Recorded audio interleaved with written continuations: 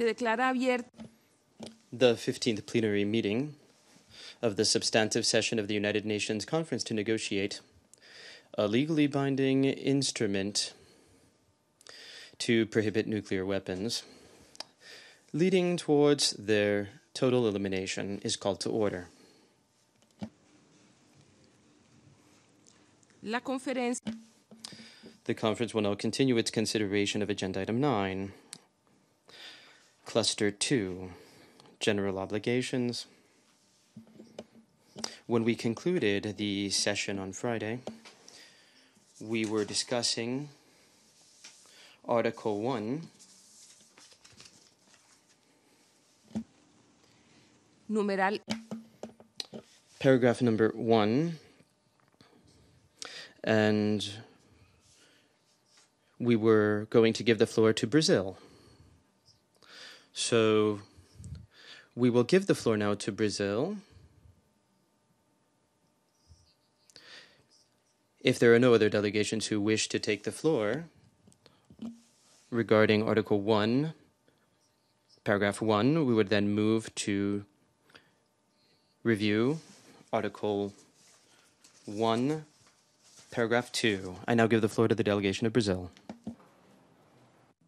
Thank you very much, Madam President, and thank you for keeping Brazil on the list during the course of the weekend.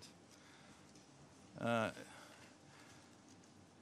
was going to make just a general comment that as we get to the general obligation part and the following articles, I think it becomes more and more difficult to follow all the different interventions. So I don't know whether the compilation document at a certain point might be helpful to understand exactly what were the different proposals. But I must confess that I've been finding it slightly difficult to follow all the different proposals and language and where they go, et cetera, et cetera. And of course, we're also imagining two different scenarios. Some delegations have suggested a merger of articles 1.1 and 1.2. Whether or not this merger is a path to be taken, of course, this has an impact on other issues. So just to make that particular observation. And I also wanted to make a specific one with regards to transit, which has been mentioned by several delegations, and to sort of begin trying to find ways to bridge different positions. We would like to suggest the possibility of including knowingly to allow transit, because we thought that the intervention by Ecuador before we ended the session on Friday was quite impactful and convincing. He had many arguments as to why we should not just simply leave out the idea of transit, because and in the nuclear supplier chain, I think this is a very critical aspect of the chain. So I guess to avoid issues as to how to verify transit that takes place without the knowledge of a particular country, we should at least indicate that it would be a general obligation not to knowingly to allow transit. So if the state knows that there's a transit, it should not allow for it. Thank you.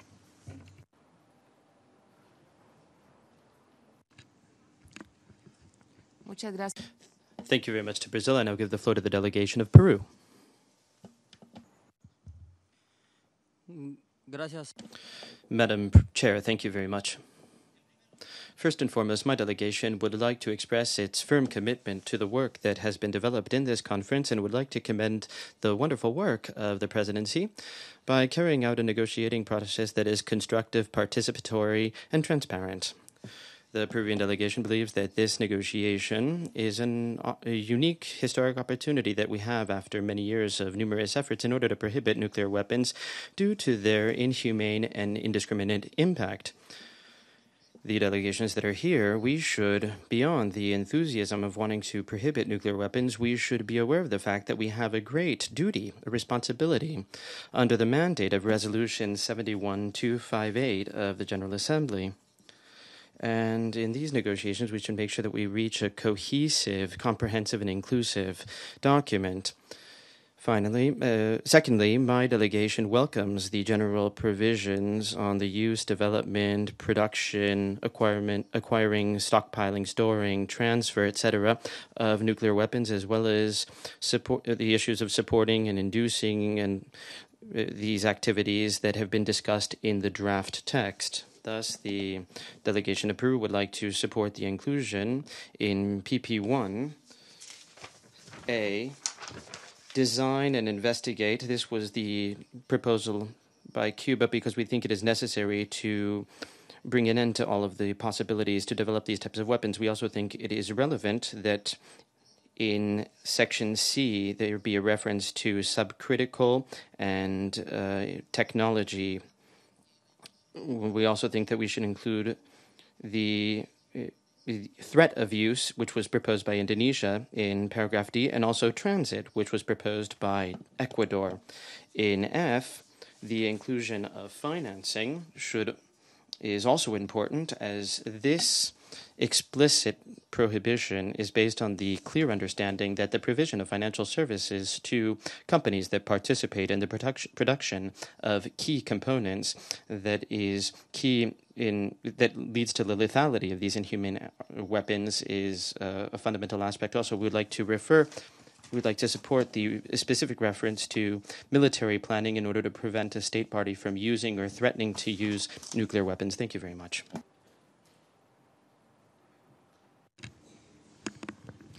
Le agradezco a la delegación de Perú. No tenemos más delegaciones que hayan solicitado la palabra. We thank Peru, and we have no other statements regarding Article 1.1. We are receiving today in the morning documents via email that we gave to you with the various proposals. So now we are going to continue with our review of Article 1.2, and I hope that we can receive at the end of our discussion all of the recommendations and specific proposals that have been made regarding Article 1, so that we can engage in a comprehensive review of all of the information and proposals that we have received. I would now like to give the floor to the various delegations if you have comments on Article 1.2.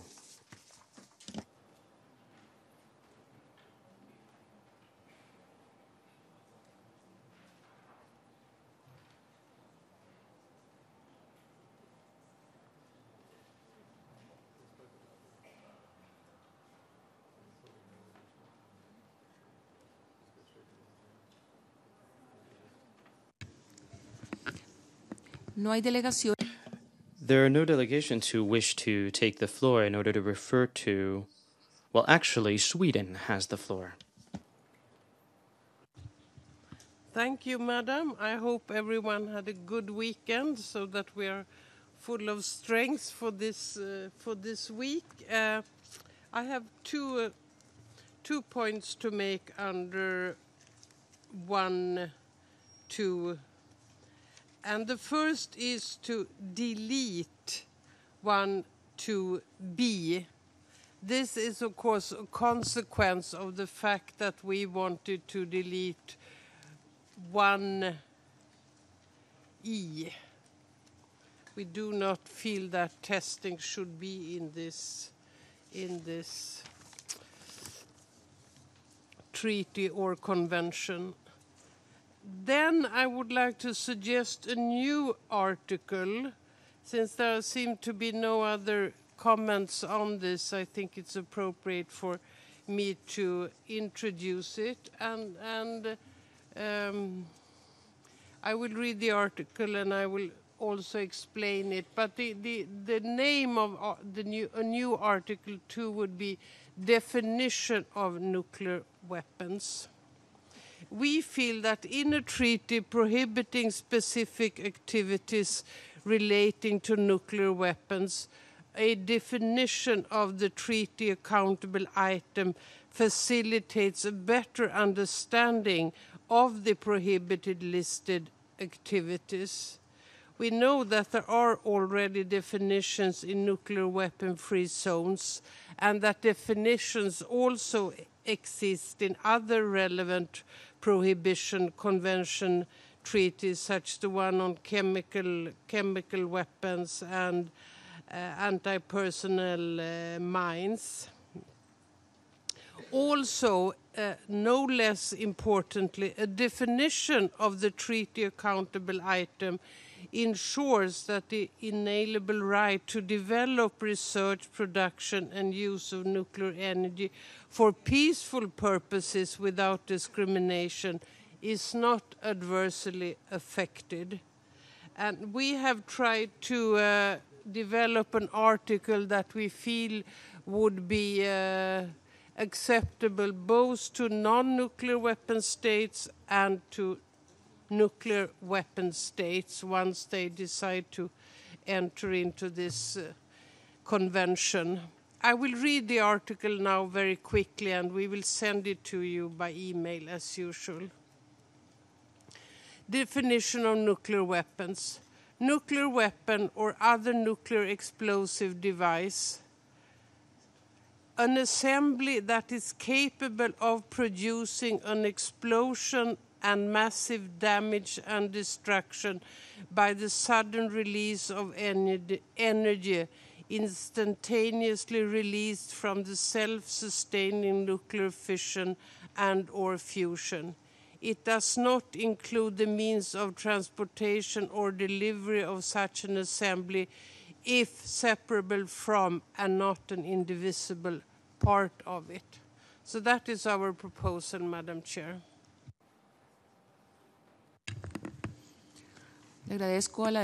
I thank the delegation of Sweden for your statement. And I would now like to give the floor to Mexico, followed by Nigeria and South Africa. Thank you very much, Madam Chair. Before, regarding Sweden's comment, and as we made our statement on the first paragraph of this article, we would like to support the elimination of 2B, as we believe that this is already considered under the CTBT.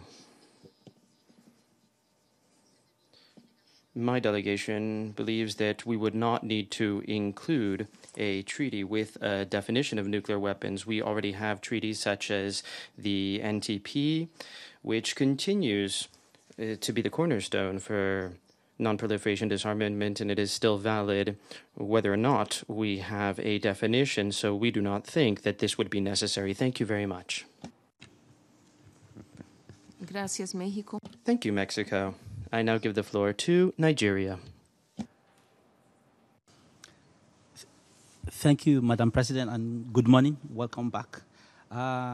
We did say on Friday, and this is without prejudice to the proposal by Sweden a couple of minutes ago, which we believe we would like to see. But part of what we were saying, what we would like to say now is contained there.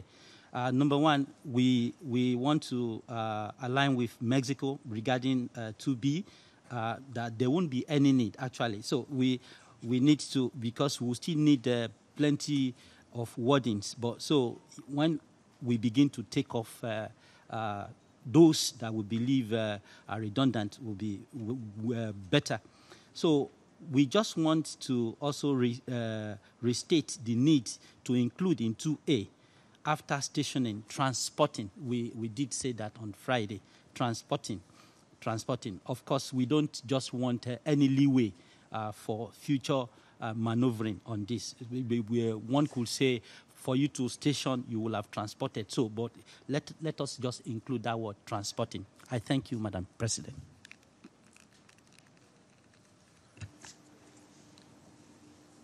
Muchas gracias, Nigeria. Thank you to Nigeria. I now give the floor to South Africa, followed by Malaysia, Fiji, New Zealand, and Brazil. Thank you, Madam President, and good morning, colleagues. At the outset, my delegation would like to commend you for the careful way in which you've crafted the core prohibitions. In our view, They are indeed a good basis of our discussion, and it adequately covers the scope of the envisaged treaty. My delegation would like to add its voice of support towards the core prohibitions as proposed in paragraph A to G. We, however, would like to make some amendments in paragraphs D and E. Firstly, we propose to add the words other explosive devices at the end of paragraph D. This suggestion is a more generic formulation and more consistent with the language used in paragraphs A, B, and C. Secondly, we propose to remove the following words in paragraphs E. Carry out any. The first is carry out any. The second is test explosion. And the third, end explosion. And the paragraph will therefore read as follows. Test nuclear weapons or any other nuclear explosive devices. I'll repeat that. Test nuclear weapons or any other nuclear explosive devices. The proposals will be sent to the Secretariat in due course. It is our view that these amendments will simplify and strengthen the core prohibitions. Madam President, during the course of Friday afternoon, there were a number of proposals in this cluster made by delegations. These include inter alia, threat of use, financing, military preparations and planning, transit, transshipment, subcritical and computer simulations, design and research, maintenance and modernization, deployment, retention, and continental shelf and exclusive economic zones. Madam President, on the issue of threat of use, our view is that the threat of use of nuclear weapons is an important element of this treaty and should definitely be included. My delegation would prefer that this element be retained in the preamble as proposed by South Africa and supported by a number of states. On the issue of financing, Madam President, we are of the view that the current paragraph, F and G, addresses the issue without going into specifics. The issue of finance is very complex, and it would prove to be a mammoth task for the future state parties of this treaty to be able to ensure compliance. Care should therefore be taken that any proposal to include financing does not impose obligations that would virtually be impossible to implement. In our view, financing is implicitly covered in the sub-articles, and any state that knowingly engages in such activities would be in contravention of its obligations under this treaty. My delegation has taken note of all these proposals. However, our initial reaction is that some of these proposals have already been accommodated within the existing text. Nevertheless, it's our considered view that the core prohibitions should be simple, focused, and verifiable.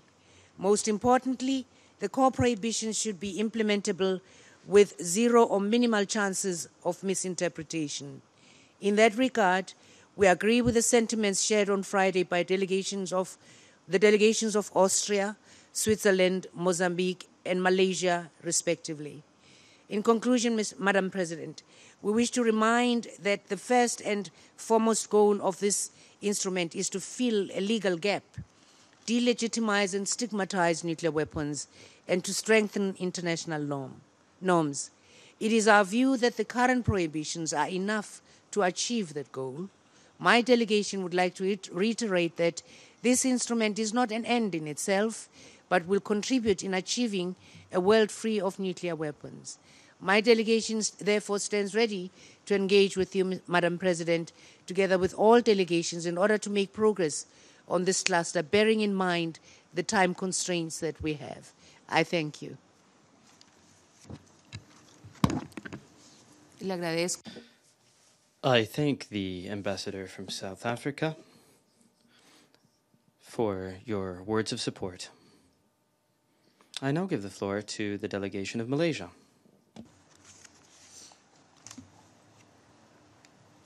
Thank you, Madam President.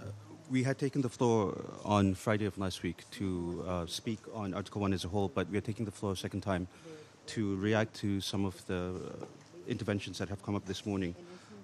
With regard to the issue of definition, we agree with Mexico and some other delegations that at this stage it would not be necessary to have definitions within this text. We believe that having such definitions within this text would lead us into a way where perhaps definitions on other issues may become necessary, and we do not feel that is the way to go. We agree with what South Africa has said with regard to standardizing some of the language within 1D and 1E. And with regard to some of the proposals that have come up, we wish to emphasize that we had looked at these proposals. We had taken our time over the weekend to study them. And we would just like to caution that some of the proposals may create a lacuna or put us in a situation where future state parties would not be in a position to either implement some of those proposals or such prohibitions may not be verifiable. We need to make sure that what we have is a legally strong and a legally sound document, and that's something that we would strive for. So we will continue to consider these, but we would like to emphasize that what we have in the treaty, in the text proposed to us, covers the range of things that would ensure that when this treaty comes up, it's something that all of us can implement. Thank you.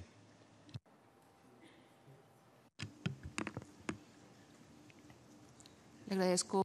I thank the distinguished representative of Malaysia, and now to give the floor to the delegation of Fiji, followed by New Zealand.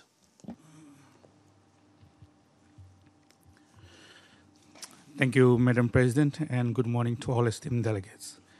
Just with regards to Article 1, but 2, in addition to what Indonesia have raised last week with regards to the inclusion of EEZ and continental shelf, my delegation, in fact, do support it as well, but with the addition of seabed, subsoil beneath, and airspace above them.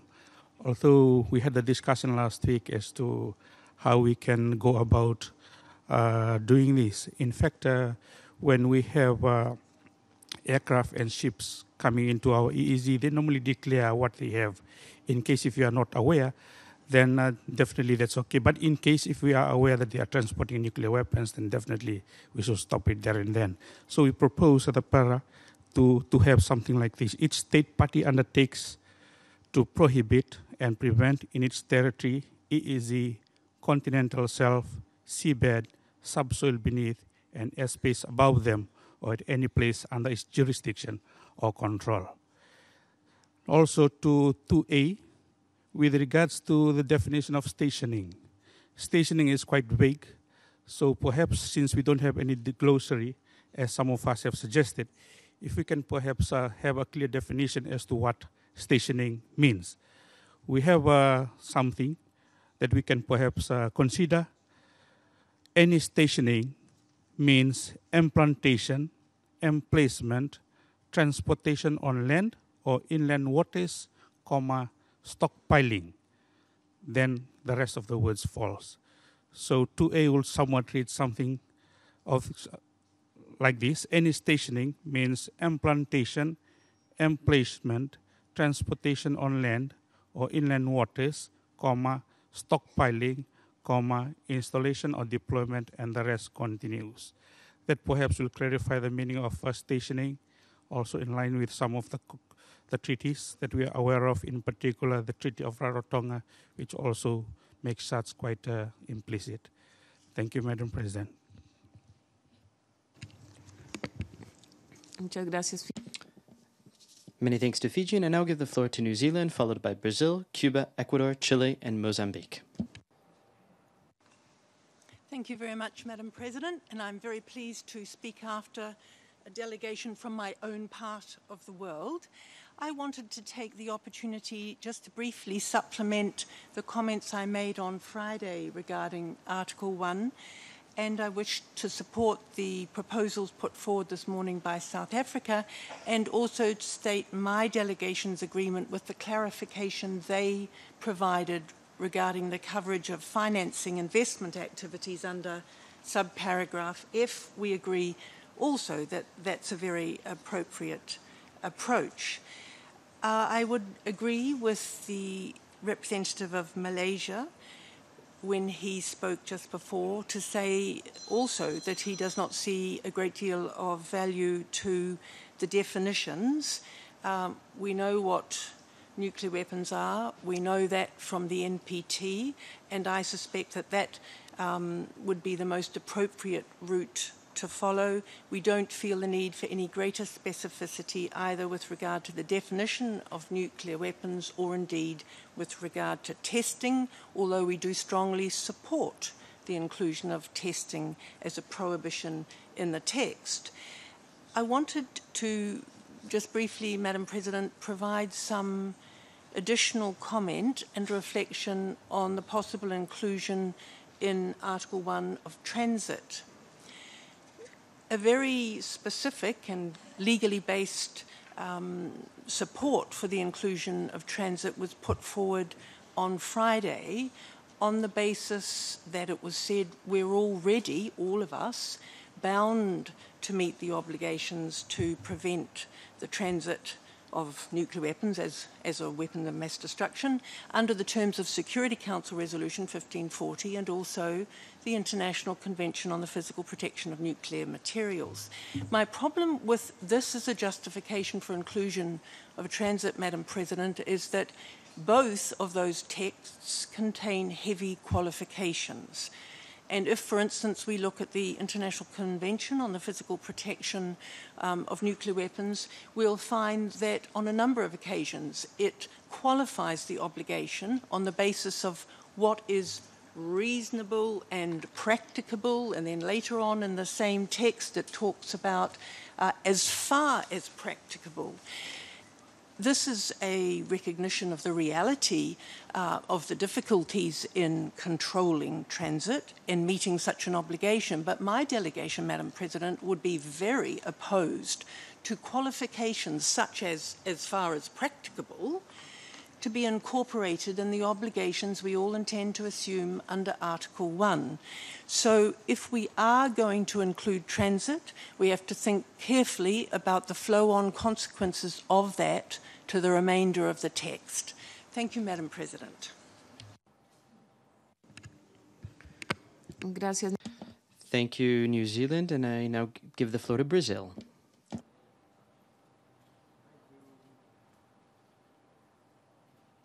Thank you, Madam President. I would just like to sort of repeat, since we are now on 1.2, that we would be open to seeing a rationalization of the two parts of this Article 1, as was suggested by many, but also to refer once more to the issue of testing and to our proposal to, of course, we would support adding explicitly a reference to subcritical and computational testing. But we had also another option that we presented for the Article 1.1, and if we keep them separate, that this would be repeated here too. We would add to little b at the end, or any other activity associated with the development and use of nuclear weapon technologies. Again, this is taken from the final document of Conference in Article 14 of the CTBT. Thank you.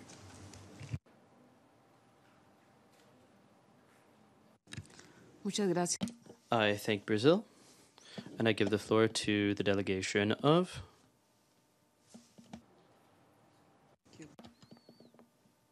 Cuba, followed by Ecuador, Chile, Mozambique, and Austria.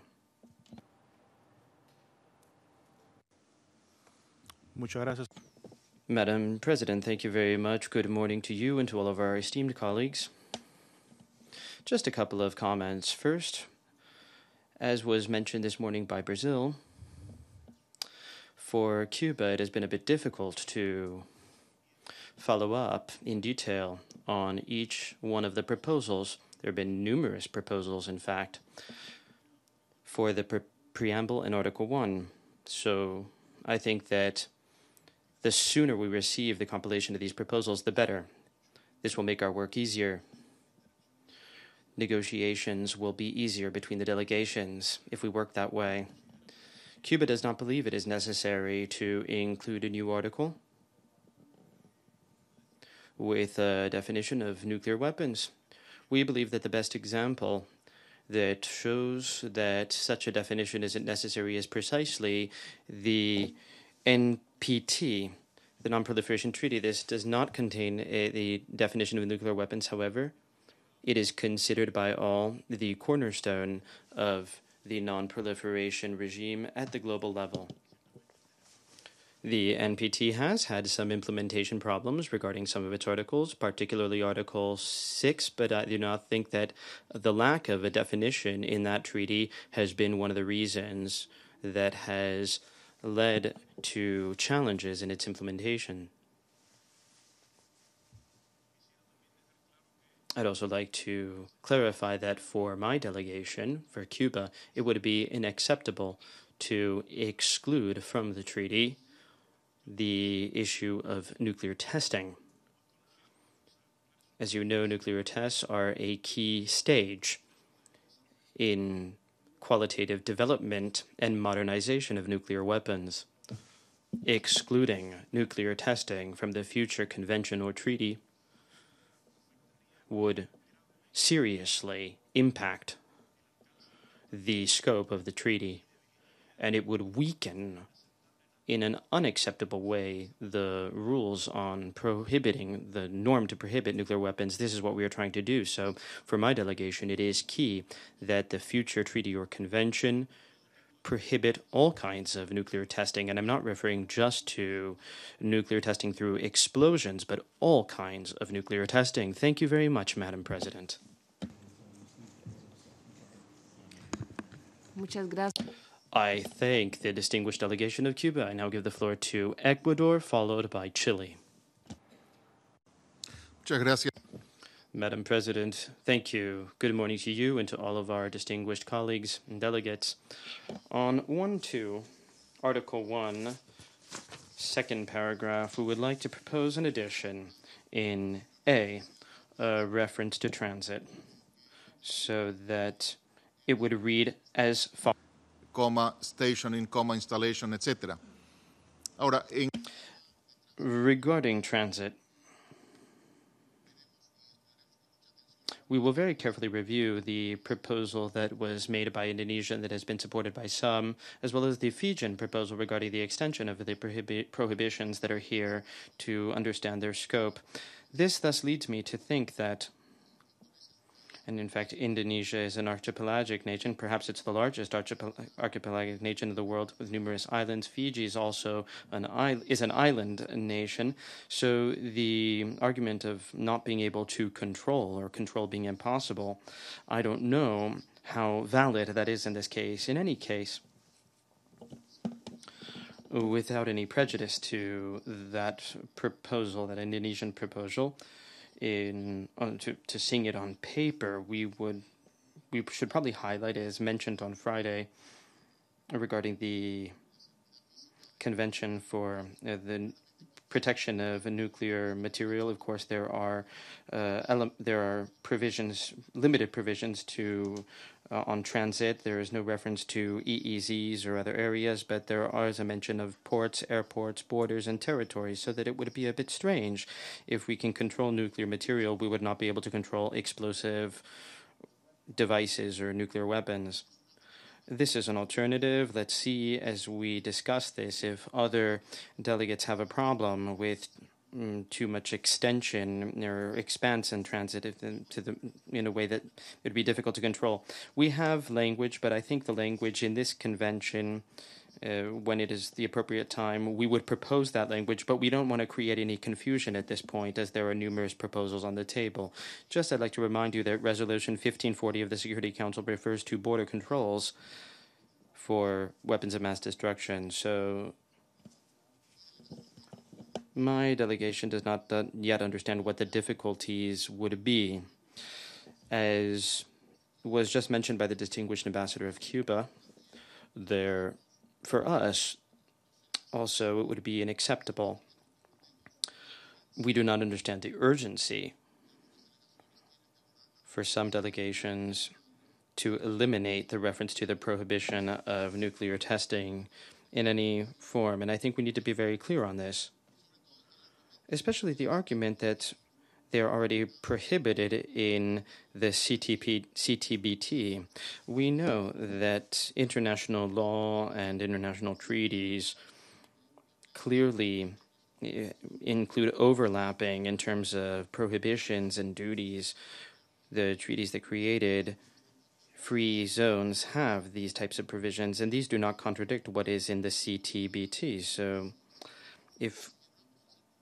Furthermore, if we were going to strictly apply that argument, there would be three elements that would not be able to be present in this draft that we are discussing, as at least those countries that are part of the NPT, we've already assumed this duty. We already have that obligation for those of us who do not have nuclear weapons. We promise not to manufacture, not to receive in transit, and not to receive support in order to produce nuclear weapons. However, they are here using these words, and in fact, this repeats the language that is already in the NPT. So it is possible to repeat obligations that are already existing in a treaty and include them here. And in fact, for us, in terms of nuclear testing, there would be an additional factor, which would be the prohibition of those tests that are not expressly prohibited in this CTBT, particularly subcritical testing. So there's an added value in including that ban in this draft. Thank you very much, Madam President. Gracias, Ecuador. Thank you to Ecuador for that statement, and I now give the floor to the delegation of Chile, followed by Mozambique. Muchas gracias, señora. Madam President, thank you. Good morning. We would also like to refer to Article 1, 2B. As other delegations have expressed, we are concerned by the restriction established therein. We are concerned that it would be limited to nuclear test explosions, leaving open the possibility to conduct tests that are not explosive. So we understand that in a limited interpretation of the CTBT, we could perhaps understand that what is explicitly prohibited are explosive tests. However, in this new instrument, I think it is important that we have a broader interpretation that would clearly state that there is a prohibition on any kind of activity or technological development of nuclear weapons. Because if this is allowed, it would clearly go against the spirit, goal, and purpose of this new instrument. This is why my delegation supports the arguments eloquently put forth by Brazil, Cuba, Ecuador on this point. Madam President, it is no accident that several countries in our region have already expressed these concerns in this discussion today, because this responds to a special mandate, as you already know, that has been entrusted to us by our heads of state in the summit of the CELAC summit of the states of Latin America and the Caribbean. Thank you. Muchas gracias. Thank you to Chile. Mozambique now has the floor, followed by Austria and Iran. Madam President, thank you very much for giving me the floor, and good morning to you and to other delegations. I would like to react first on Article 1112 in general terms, to suggest that in the view of my delegation, I think that we still need to keep these two paragraphs separate and consider very carefully whether we should delete 2B and 1E. I think that we need more time to consider those provisions. Secondly, I would like to also say a few words about the proposal by Sweden, and to say that I consider it is a very important proposal that also merits our careful consideration. On Friday, my delegation had the opportunity to say that definitions are, we need to be very careful. Some of the definitions do not stand the test of time. And we may, in 20 years, we may find ourselves in a situation of amending our treaty because of definitions which are not quite accurate. So we need to be careful, and if we wish to use a definition in this treaty. Secondly, if we introduce definitions, it means also that we are departing from previous conventions or treaties like NPT, CTBT. So we need to be very careful here. Thirdly, on repetition of provisions in this convention that already exist in other conventions, I think that the most important is to make sure that in this repetition we do not contradict our the previous legal instruments. But if we can harmonize and adjust the terms, I think that there would be no problem in repeating some of the provisions that previous legal instrument already contain. Thank you, Madam President. Muchas gracias. Thank you to the delegation of Mozambique. Austria has the floor, followed by Iran and Argentina. Thank you, Madam President. I fully concur with Mozambique on definitions. I think it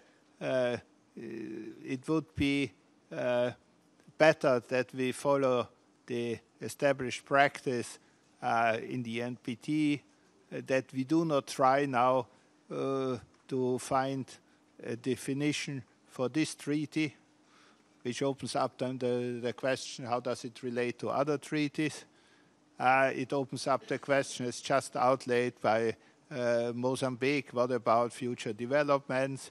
It opens up many questions if we try to define nuclear weapons and other nuclear explosive devices, because we use this term too, and so we might get into an exercise which will cause a lot of headache, open up for problems how this treaty fits into the established landscape, and I do not think that we would gain anything, because we have the Vienna Convention on the Law of Treaties, and under Article 31 there, it is quite clear what can be understood under nuclear weapons. And to my knowledge, this has worked for other treaties, so it will work for our treaty. So we do not have to reinvent the wheel. What is of utmost importance for my delegation, but I guess for all of us, is this is the real prohibition convention. So what we put here has to stand the test of time. What we put here has to be implemented. National implementation will be key. So it has to be implementable. And some of the proposals that were presented with a lot of goodwill and so on, they lead to the question, how can we really implement this? And this is the test for the treaty, because what is a treaty good for when it is not fully implemented? And it has to be translated into national legislation, and this national legislation then has to be kept, it has to be broken down further, it has to it's the obligation of every state party that there are no breaches whatsoever. And for those reasons, I think it's perhaps worthwhile that we do not try to come with new, broken down prohibitions such as financing, because under assist it is subsumed already that a state party does not finance a nuclear weapons program of another country. But when we put it up as a separate new kind of prohibition, then it opens up for what about the activities of banks in our country? Giving a loan to a company that produces also some parts that are used in nuclear weapons. It opens up for selling funds that contain one share of a company that is also somehow involved in a nuclear weapons program somewhere, and so on. So it never stops. And these things are not of such a nature that it can be implemented in good faith. So I wouldn't like to see questions on the content of our prohibition treaty with regard to it's not implementable, it's not verifiable, and these things. So I think we have to tread very carefully in this regard. The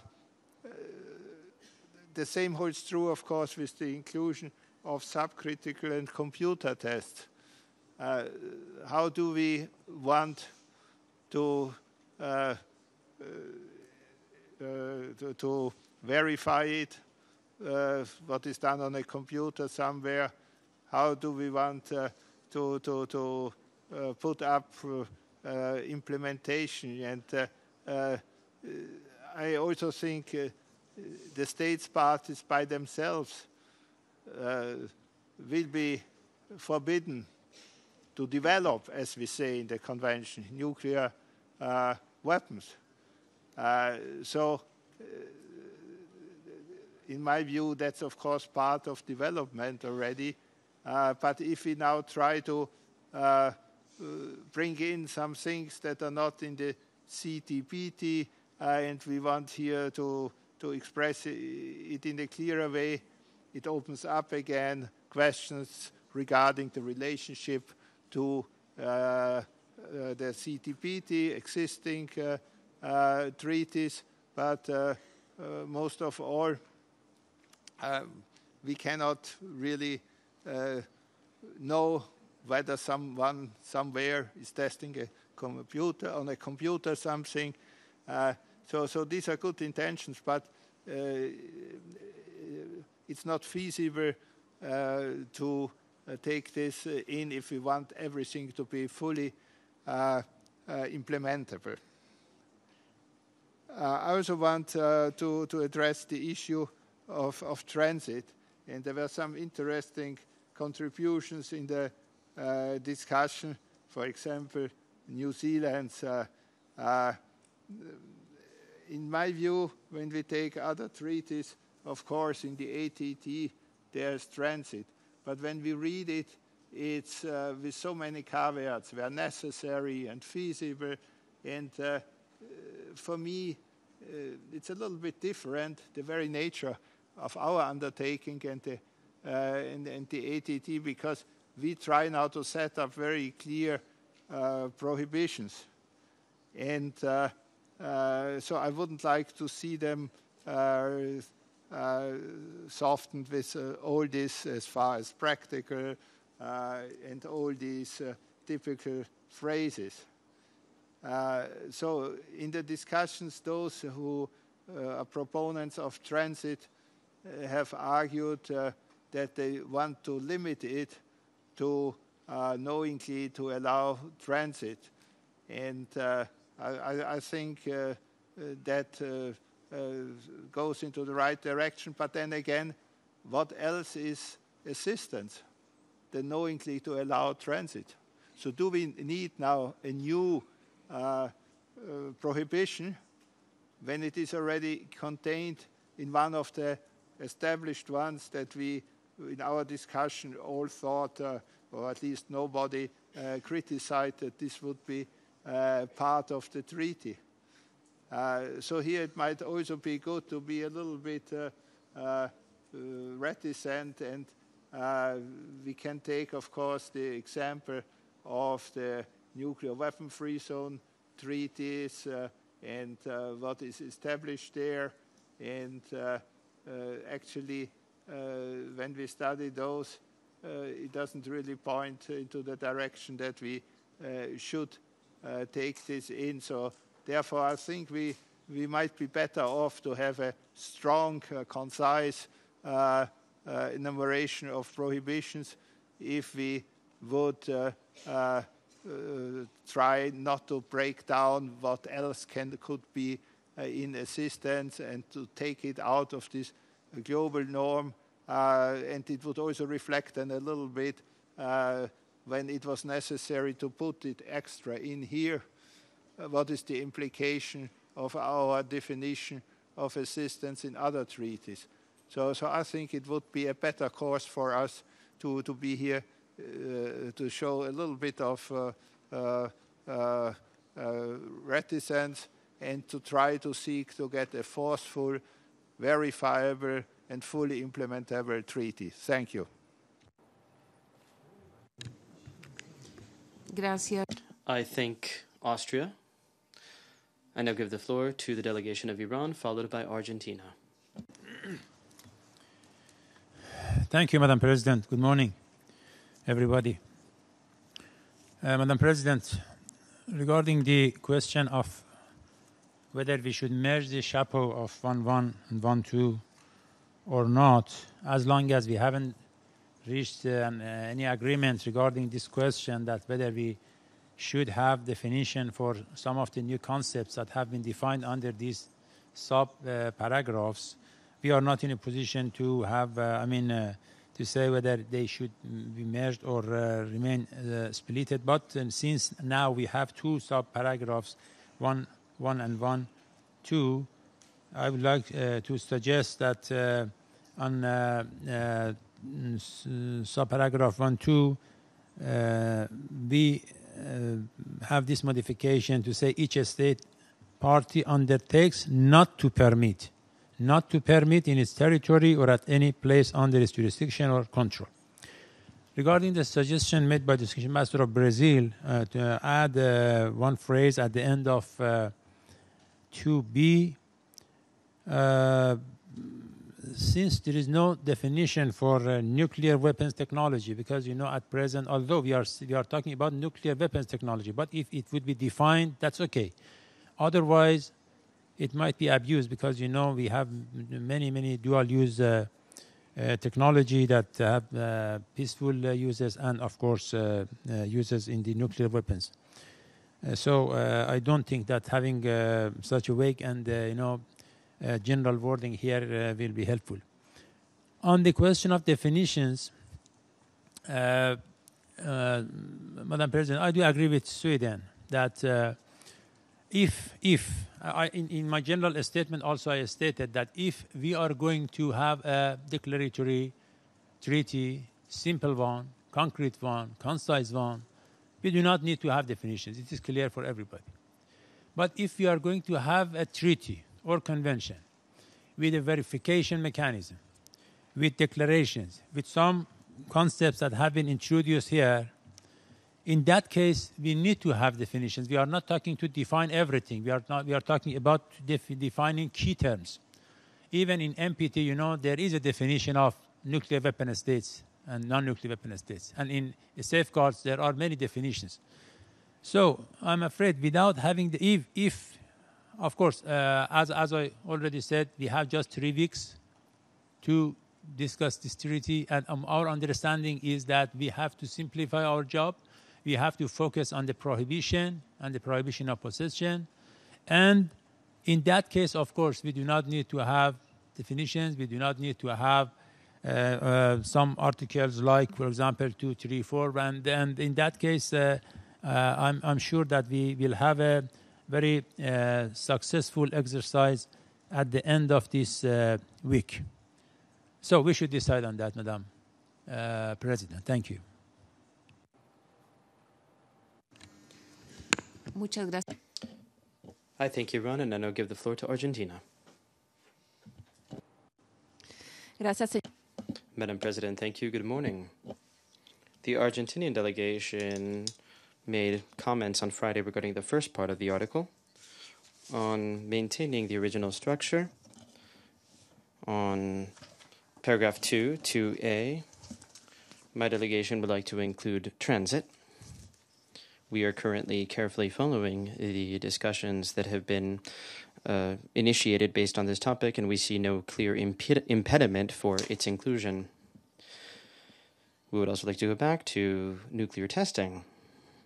As we expressed on Friday, my delegation submitted the reason for Article 1, a motive for it, in order to appropriately treat the issue of testing.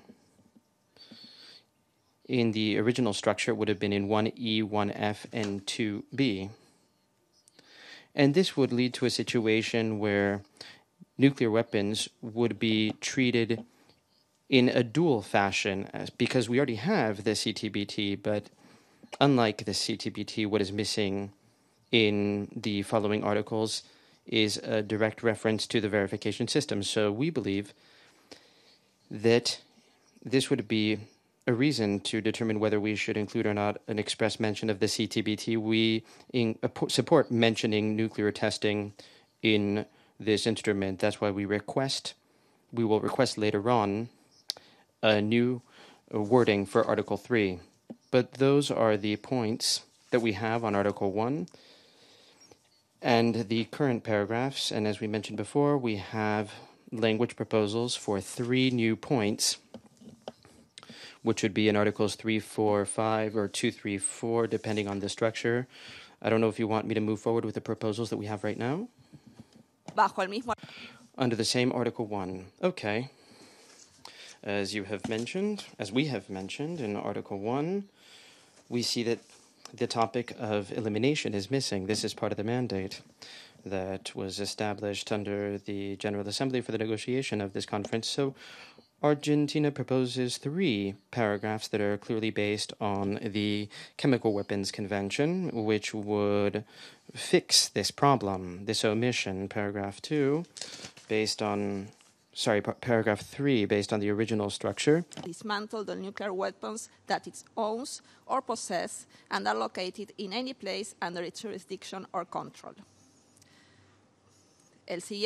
The following. Take to close down or reconvert to peaceful uses its nuclear weapons production facilities that are located in any place under its jurisdiction or control. And then following. Will place all nuclear material used in a nuclear weapons program that has been reconverted to peaceful uses under IAEA safeguards.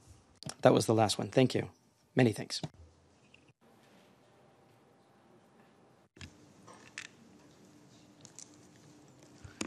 Muchas gracias.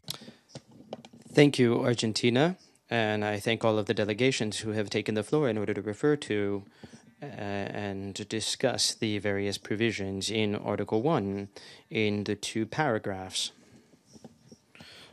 So I would like to request, in the interest of having a broader view of all of the comments that have been made, please send us all of your proposals as soon as possible so that we can have a compilation.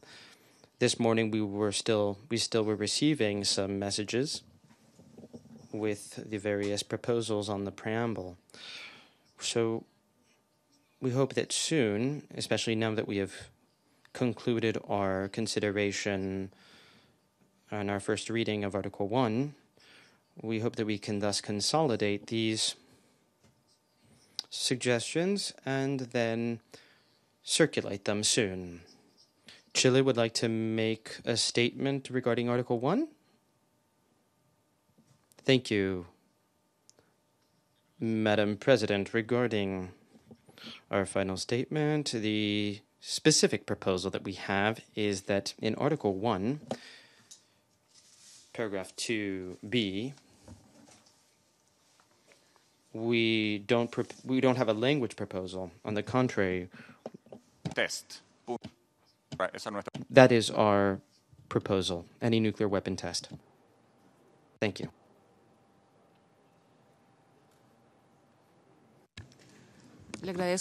I thank the delegation of Chile for that clarification. So now, understanding that we are going to receive as soon as possible the various proposals that you have been putting forth, we would like to make a compilation of them so that we can send them and distribute them among you.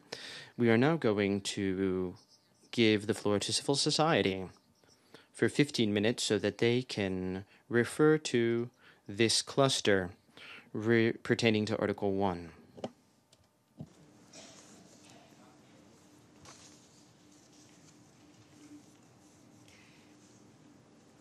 I would first like to give the floor to Ms. Loretta Castro from the International Campaign to Abolish Nuclear Weapons.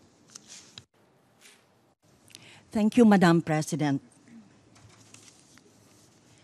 ICANN is confident that the negotiating states, working together in a spirit of cooperation, with determination and courage, can achieve a strong, categorical ban on the ultimate weapons of mass destruction. Anything less than a categorical ban would fail to meet the expectations of the world's peoples who yearn for and have long championed the total elimination of these abhorrent, immoral weapons. The prohibitions must properly capture all activities that might render the goal of nuclear disarmament more distant or contribute in any way to planning and preparing for the use of these patently unacceptable weapons. We therefore warmly welcome the strong support expressed by many states on Friday and today for the inclusion of an explicit prohibition on military preparations to use nuclear weapons. The Chemical Weapons Convention offers an important precedent for this. We believe that the prohibitions contained in the Nuclear Weapon Ban Treaty must be at least as broad as those in the comparable instruments.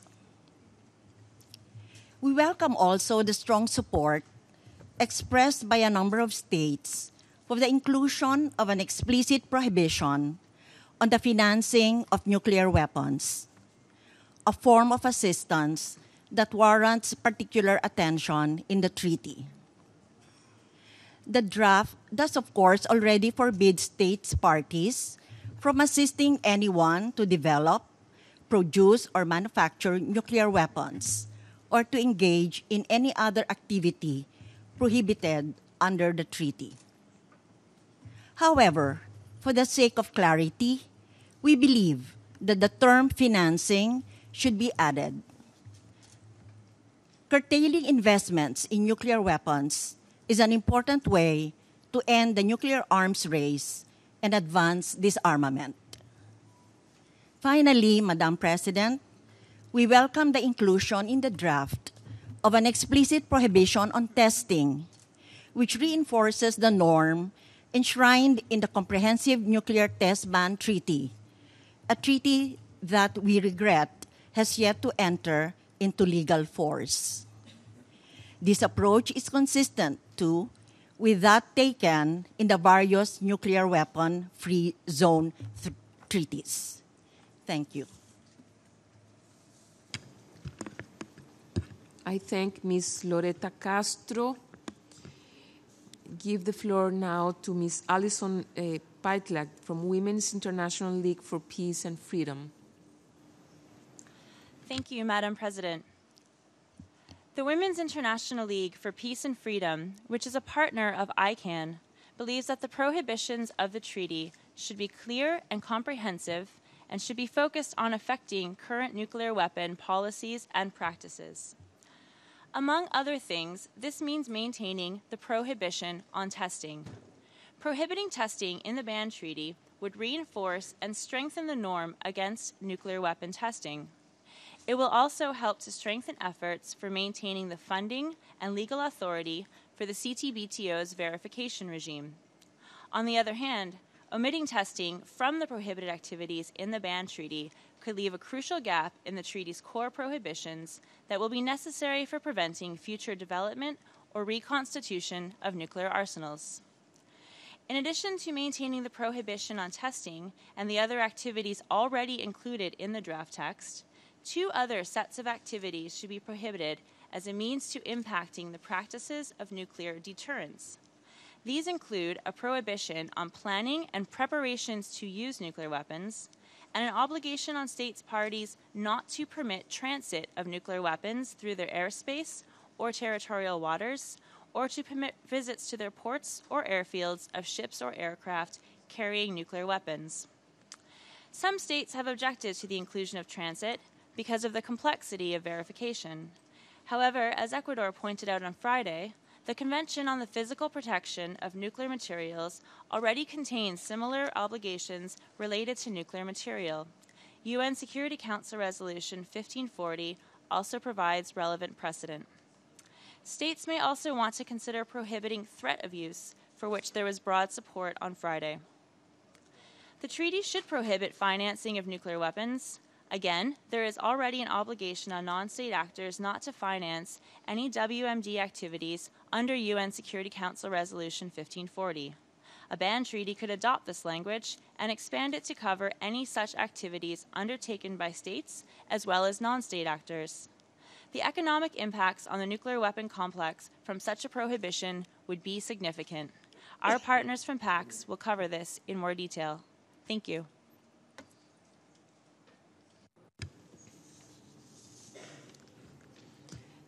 Thank you, Ms. Alison Paitlak. Give the floor to Mr. Peter Weiss from Ayalana. Thank you, Madam President. There are many good things in the draft treaty, but there is an essential one that is missing, and that is the prohibition of the threat of use of nuclear weapons.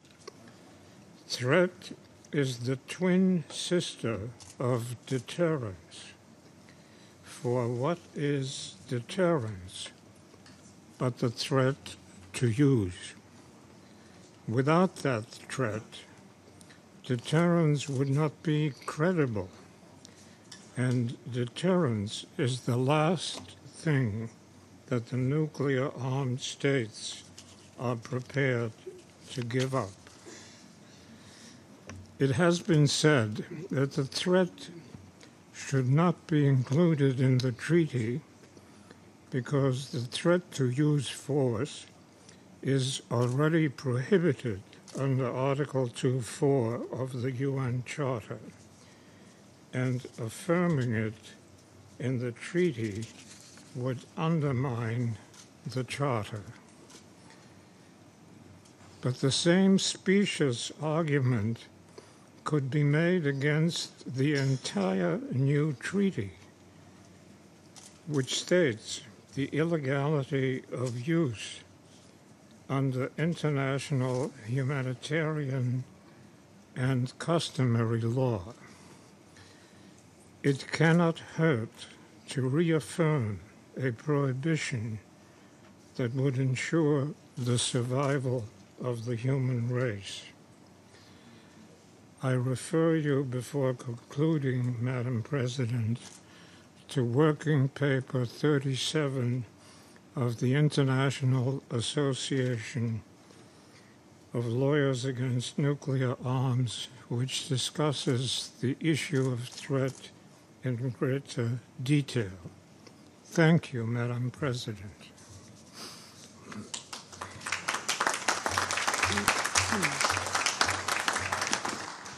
I thank Mr. Peter Weiss from Ayalana. Now I give the floor to Ms. Selma van Oostart from PAX.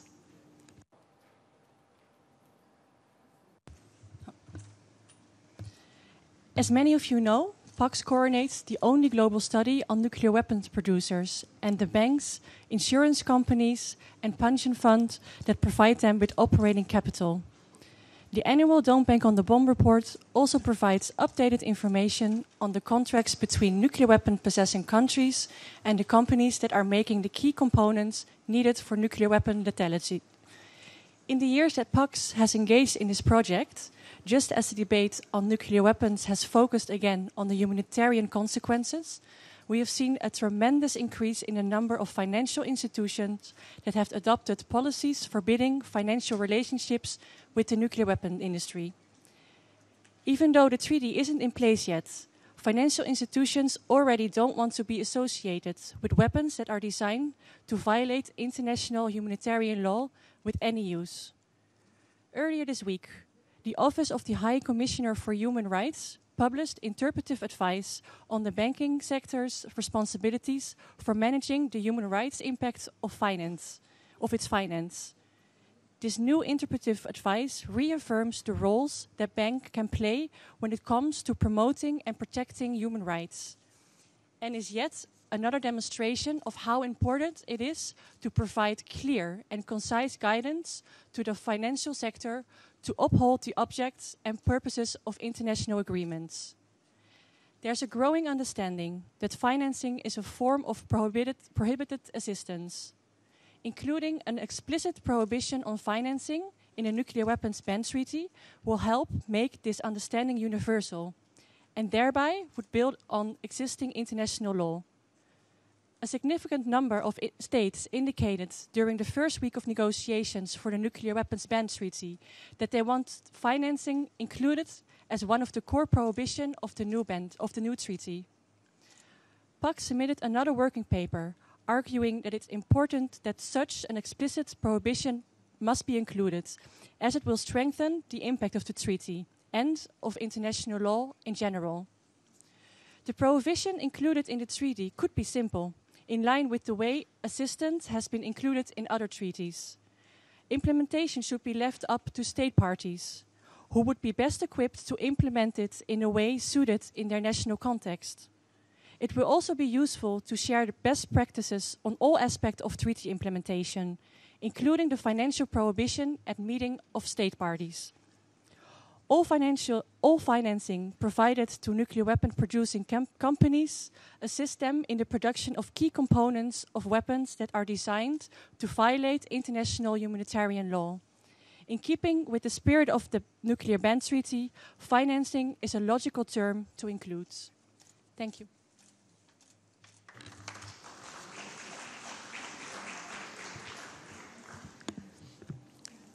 I thank the representative of PAX. I give the floor to Mr. Alin Ware from Unfold Zero. Members of delegations, Your Excellencies, I take the floor on behalf of Unfold Zero, Basel Peace Office, World Future Council, and Parliamentarians for Nuclear Non-Proliferation and Disarmament to comment on the issue of financing of and investments in the production of nuclear weapons and their dedicated delivery systems.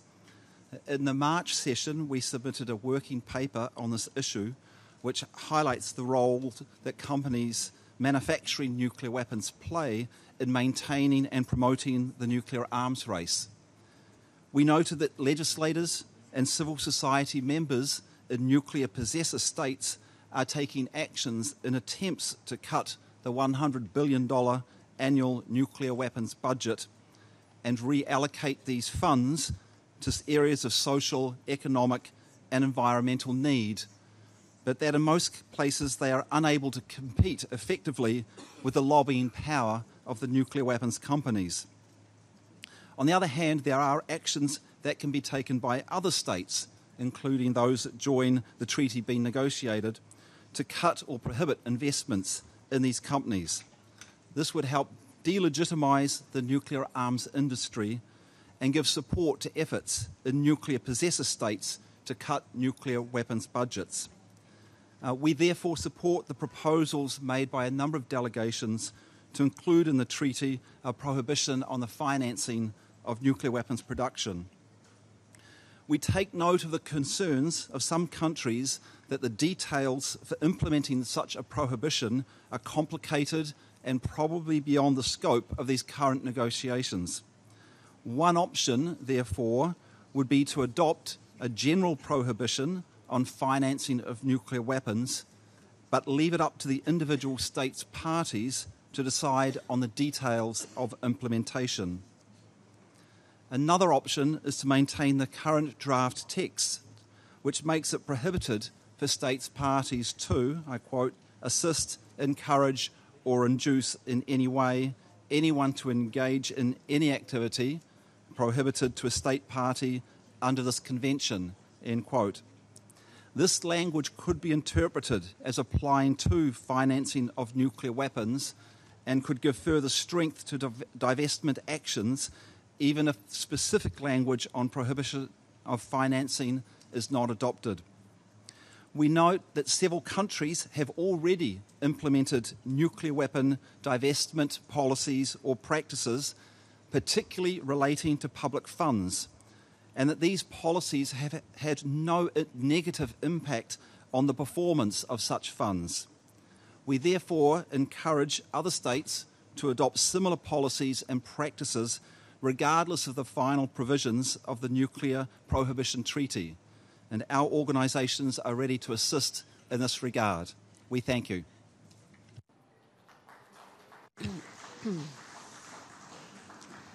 I thank Mr. Allen Ware. I give the floor to Michiro Wada from the Japan Federation of Bar Associations, followed lastly by Ms. Masako Wada from Nihon Idankyu.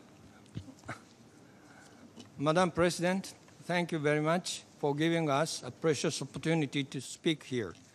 My name is Mitsuhiro Wada, Vice President of Japan Federation Bar Associations.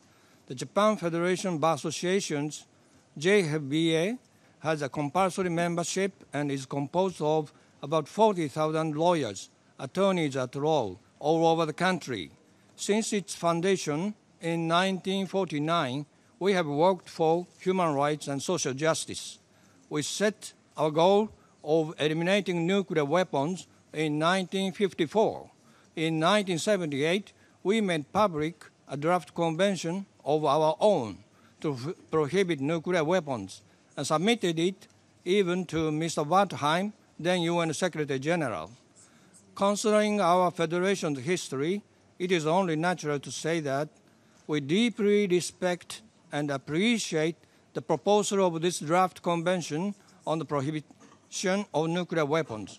We have already expressed official statement on the draft convention on May 22, 2017. Please have a look at the statement on UN Online. Now, I'd like to talk about the Article 1. First, we pay attention to the comprehensiveness of prohibited acts in the Article 1. We support stipulating these obligations in the Convention. Having said that, we want to suggest to you that a comprehensive wording would be needed in need for world without nuclear weapon to come true. Secondly, please see 1D of the Article 1. The word use of this paragraph has to be of much wider scope to say, for example, including use for threats. Thirdly, the Article 1 requires the establishment of a well-founded system of verification for its adherence. We suggest that this should be further reviewed with the Article 9. We think, in terms with the Article 1, in particular, voices of hibakusha or nuclear attack sufferers must be heard. Looking back to the history, 5 Japanese victims, hibakusha group, including Mr. Yuichi Shimoda, brought a civil action in 1955 against the government of Japan for reparations. The case didn't unfortunately make fruit in 1963, but for the first time ever in the world, Japanese court made a ruling that the act of dropping atomic bombs was in violation of the international law. This case is now quoted as Shimoda case. It is a good state practice. The use of nuclear weapons is contrary to international law as ruled in Shimoda case. In conclusion, we are sure that we can make a good start by strongly and clearly affirming that any use or threat of use of nuclear weapons violates international law and humanitarian law, and this must be a goal of the Convention. This thought is surely a backdrop, Article 1. It should be called a prayer or hibakusha, Mr. Shimoda. Let's keep working together to realize a world without nuclear weapons. No nuclear weapons. Thank you very much, Madam President.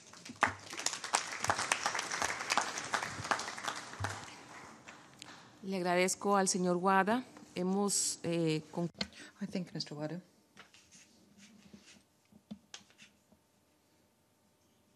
We've finished the discussion of this agenda item. And we used the 15 minutes that were allocated for the representatives of civil society. We have therefore concluded our consideration of Article 1, the full thematic cluster. We now are going to move on to the next thematic block, Articles 2 to 5, on declarations, safeguards, and verified elimination of nuclear weapons.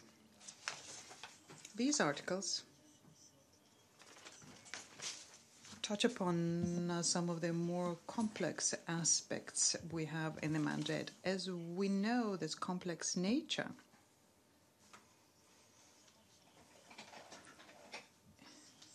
particular in Article 6 in the resolution which created our mandate 71 to 58, where the General Assembly recommends that additional efforts need to be made in order to put together measures, provisions, and legal provisions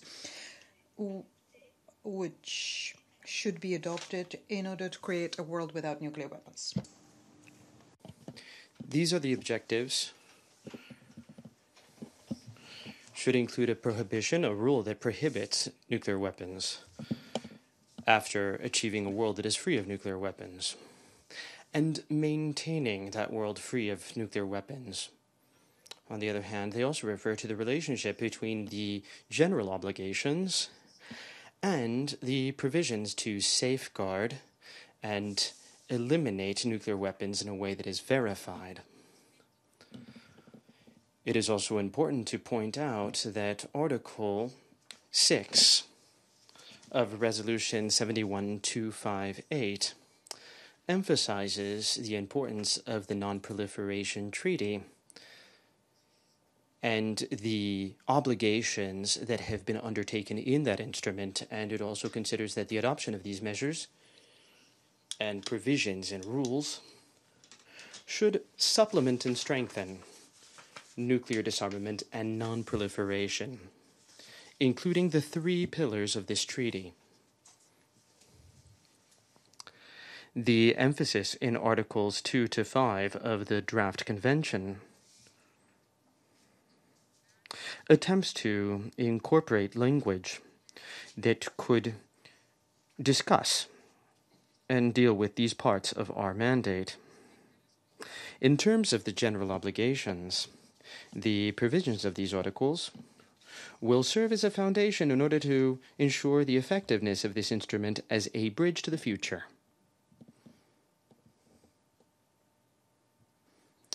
I would thus like to propose that this review of this cluster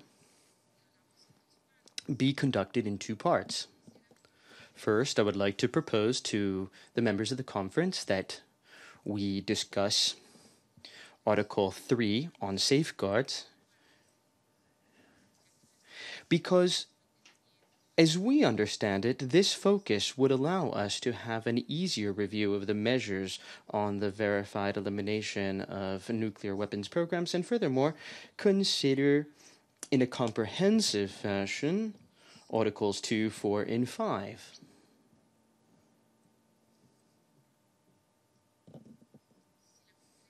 If the conference agrees, we would first consider the issue of safeguards in a manner that would be perhaps more detailed and specific, and then we would be able to begin considering in a comprehensive manner the various provisions included in Articles 2, 4, and 5. If the conference agrees with this manner of moving forward, I call upon all of us first to consider Article 3 on safeguards. En este sentido, Thus, we would begin reviewing and conducting a first reading of this second cluster, and we would first deal with Article 3 and the annex in a comprehensive fashion.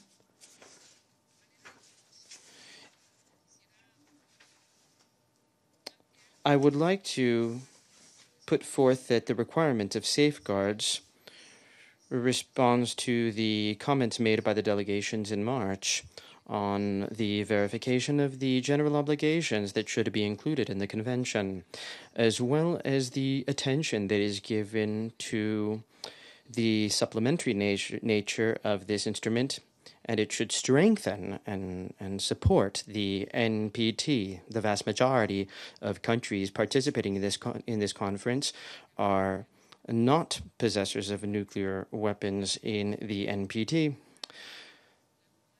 So the verification rule for the states free of nuclear weapons has been established for a long time in this instrument. Thus, the draft does not contemplate a verification rule that would go beyond those requirements already established in the NPT, for example, through verification of the general obligations and additional obligations that would be undertaken by the various parties.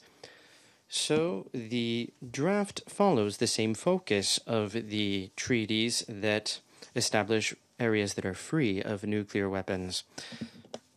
Thus, Article 3 demands that all states parties have the same safeguards, which are required of states that do not possess nuclear weapons. This is, in fact, what applies to those state party in the NPT.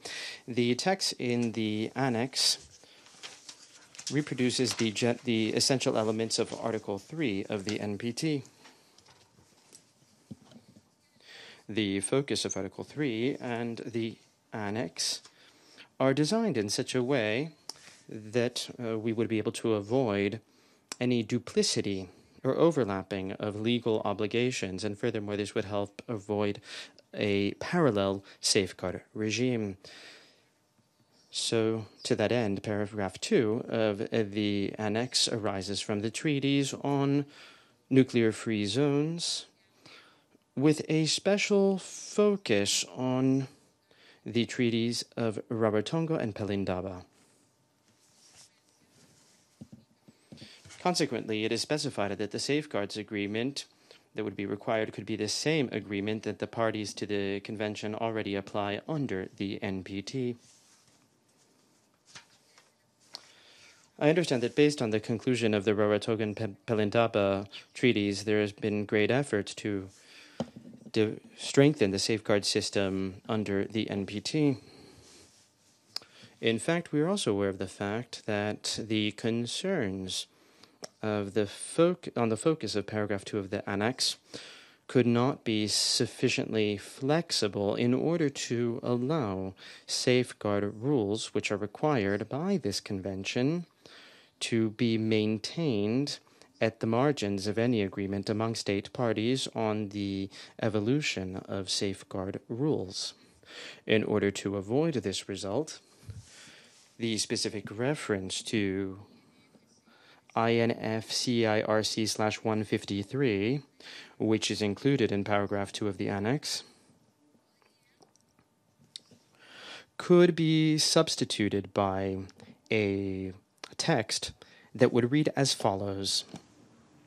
Que es el del This is from Article 3 of the NPT, and it would read as follows. I quote, under the statute of the International Atomic Energy Agency and the document on the safeguard system. Thus, the first sentence of paragraph 2 of the annex would read as follows.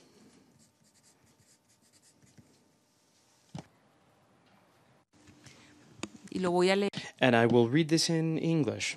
Agreement referred to in paragraph 1 above shall be equivalent in its scope and effect to the agreement required in connection with the Treaty on the Non-Proliferation of Nuclear Weapons, in accordance with the statute of the International Atomic Energy Agency and the agency's safeguard system.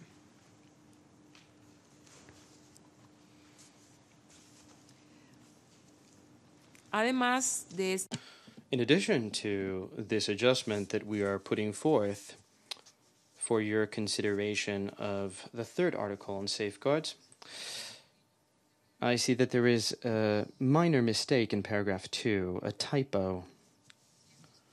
If these paragraphs remain in a separate annex, in the first line, the phrase paragraph 1 supra, or above, should be replaced by Article 3. I would also like to refer to an issue that has been quite interesting to us. This has to do with export controls. This is mentioned in paragraph 3. Paragraph 3 of the annex includes the control requirements regarding exports under the NPT in a manner similar to the treaties on nuclear weapons-free zones. We have listened to some touchy points, political touchy points, sensitive points on export controls. After a new review, some of these issues or concerns could be discussed if we make a minor change to paragraph 3, letter A.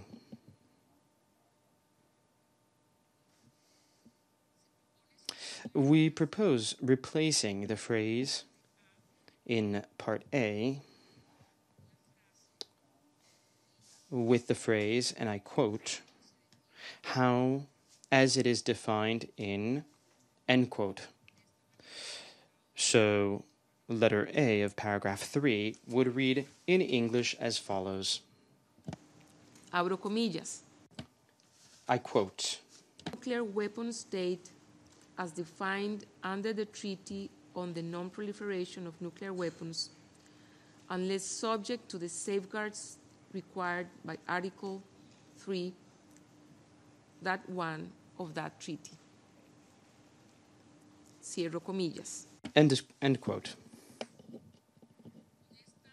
So, with these explanations, I would thus like to open the floor so that the various delegations could refer to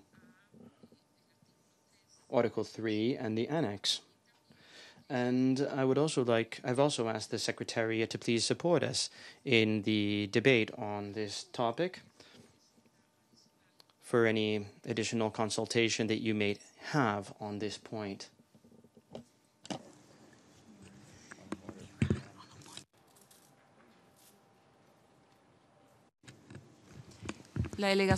The delegation of Iran has a point of order. Thank you. Thank you, Madam President. Madam President, I would request allow us to be able to follow the new suggestions or new modifications that you are making. If the Secretariat would provide us with a copy of the amendments or, the suggestions that you made is very useful. Because last week, Distinguished Master of Cuba made the suggestions that if we have the text on the screen, it facilitates our work and the pace of the progress will be better. I was of the view that it might be useful for the second step, but it seems if you please reconsider this suggestion, if it would be possible, having the text on the screen, it seems gives us better understanding and help us have, the more accelerated process. So at least on this specific point, we were not able to follow your suggestion. So if the Secretariat provide us with the text, it would be appreciated. Thank you.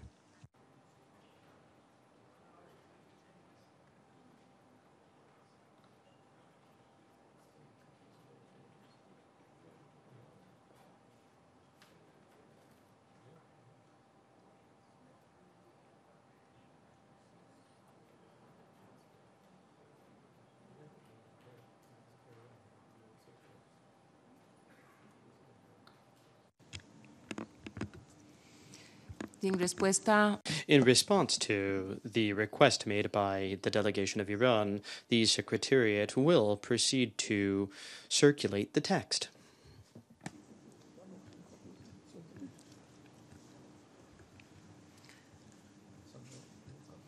The delegation of Chile has requested the floor.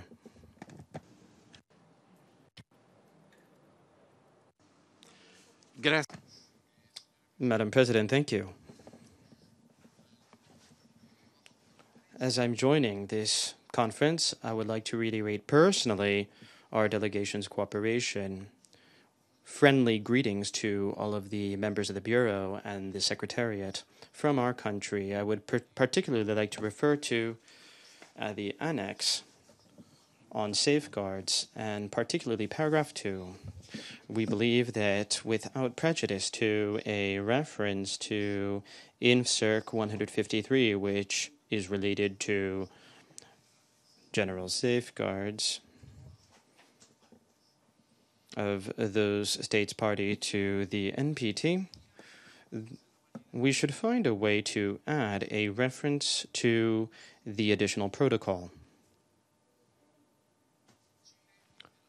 Chile believes that the additional protocol is part of the safeguard standards that are enshrined under by the IAEA. The additional protocol was negotiated in a situation, under political circumstances that were quite complex during the 93+2 process.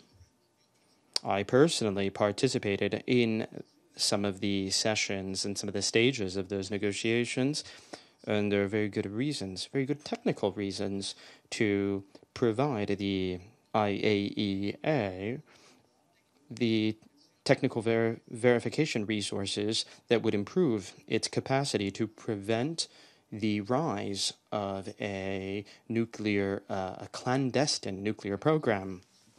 The additional protocol on safeguard already has 129 states that implement it. Chile is one of them, by the way, and we believe that this circumstance is a very conclusive argument so that we do not ignore it even within the panoply of safeguards instruments which is necessary to bring to the fore for this treaty. We know that there are other instruments that could be considered comparable. For example, the AVAC. We would not have any problem in mentioning it as well, but we believe that it would be politically unrealistic and perhaps inconvenient to ignore the safeguards protocol, the additional protocol on safeguards. Thank you very much, Madam President. Muchas gracias. I thank the delegation of Chile, and I would also like to welcome you, Distinguished Ambassador. Indonesia has the floor, followed by Brazil, New Zealand, Ireland, and Egypt. Thank you, Madam President. I wish to take the floor on behalf of the Association of Southeast Asian Nations, ASEAN, to present our views and inputs under Cluster 3 pertaining to declarations, safeguards, and measures relating to the verified elimination of nuclear weapons programs. Firstly, on declarations, ASEAN wishes to have the inclusion of an establishment of an initial reporting obligations by state parties, and for state parties to designate a focal point or a competent national authority, including for the purposes of exchanges of information on the implementation of this instrument.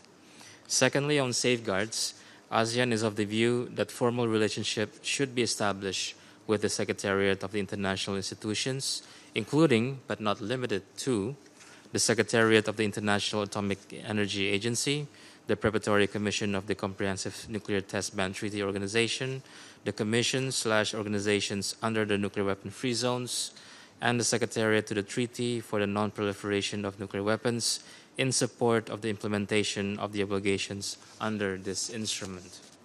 Moreover, ASEAN also wishes to incorporate an expression of the need for a non-discriminatory and internationally verifiable legal agreement to ensure the elimination of existing nuclear weapons and to ensure that no new nuclear weapons will be produced. Such mechanisms for verification and enforcement could learn from the model of the Chemical Weapons Convention or from existing non-proliferation and disarmament regimes like the Comprehensive Nuclear Test Ban Treaty and the International Atomic Energy Agency safeguard systems. Thirdly, we like to further see the inclusion of the followings: a reference to the establishment of a mechanism of forum to encourage the constructive engagement and participation of non-state parties with a view to ensuring universalization and effective implementation of the instrument. A reference to establishing at an appropriate time in the future of a monitoring and verification mechanism to ensure compliance with the obligations of the instrument, in particular for nuclear weapon states aspiring to become state parties, including a, the application of additional measures, both practical and legally binding, for the irreversible, verifiable, transparent destruction of nuclear weapons, b, the need for nuclear weapon states to ensure negative security assurances to all nuclear weapon states, the right of and assistance to the victims and survivors of nuclear weapon activities, and obligations to address the damage caused, and c, a reference to the provision of assistance and protection to states against an attack by nuclear weapons. I thank you, Madam President.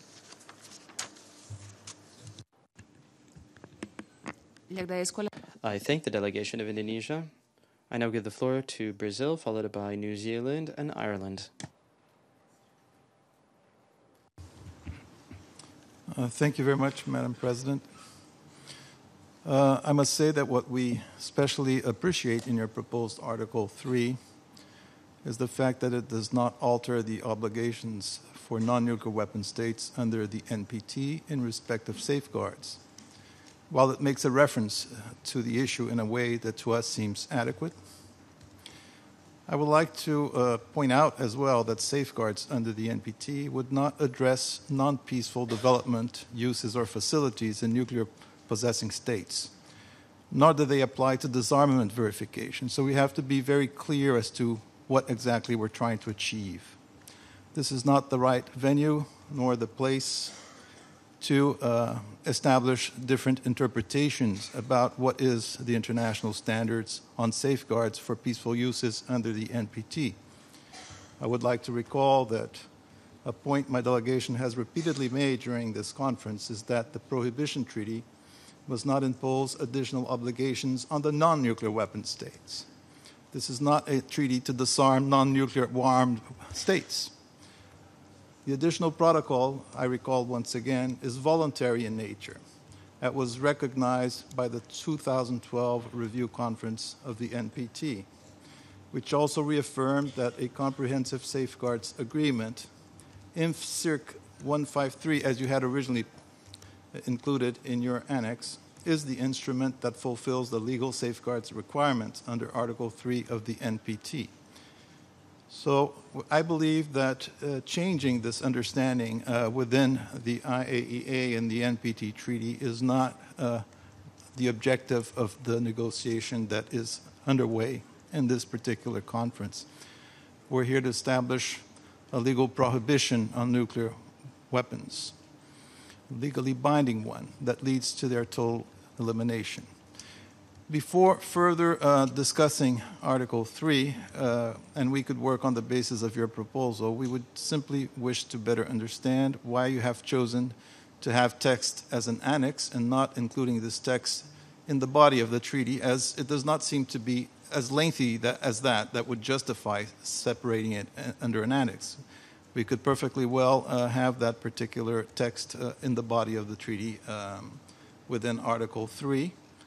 And we are willing to work also on the basis of the suggestion for amendment that you have proposed regarding this reference to Inf. Circ. 153. Thank you.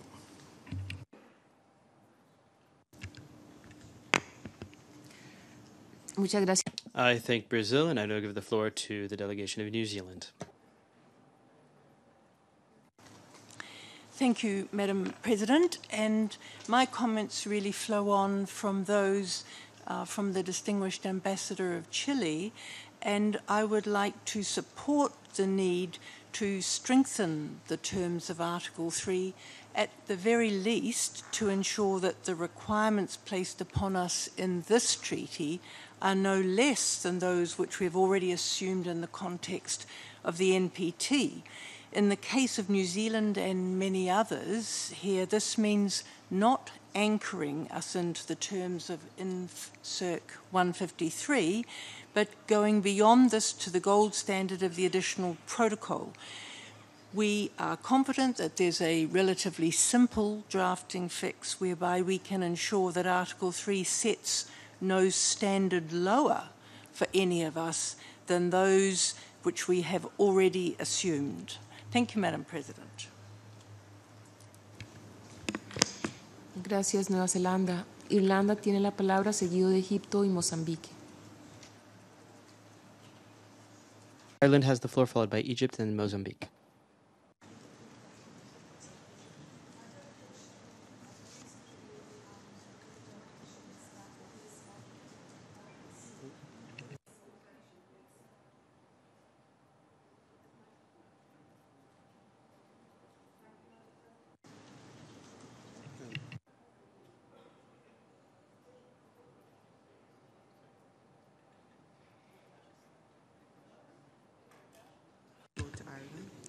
We have a problem with the mic for the Irish delegation.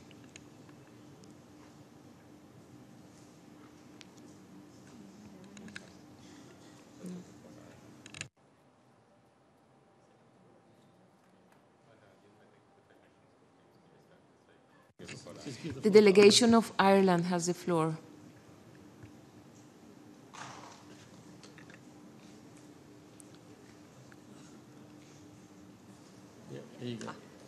Thank you, Madam President. My delegation agrees with you and with other delegations who have said that it's of critical importance that this convention is clear and strong in terms of safeguards. We would suggest the following language in the interests of simplification. All states parties to this convention are required to maintain the obligations that they already have in force, including on safeguards, monitoring and verification, without prejudice to any higher level of standards that may be adopted in the future. We believe that this formula would ensure that we have a strong and credible instrument that creates no loopholes or parallel regimes, which you have rightly identified as key guiding principles for our work here. We are flexible as to whether this language should be a standalone article or incorporated elsewhere. And if this approach is taken, we would suggest that the annex may perhaps not be necessary, which would have the added benefit of simplification and shortening of the text. Thank you, Madam President.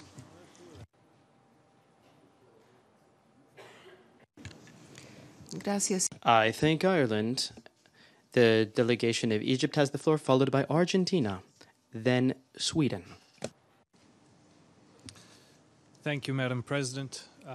With regards to Article 3 on safeguards, my delegation believes that we must ensure to avoid duplicity when it comes to safeguards, and that duality with commitments with the NPT should be prevented.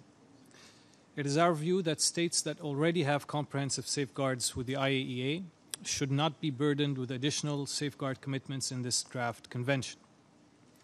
In our opinion, the convention should call on those states that haven't signed a comprehensive safeguard agreement with the IAEA to do so.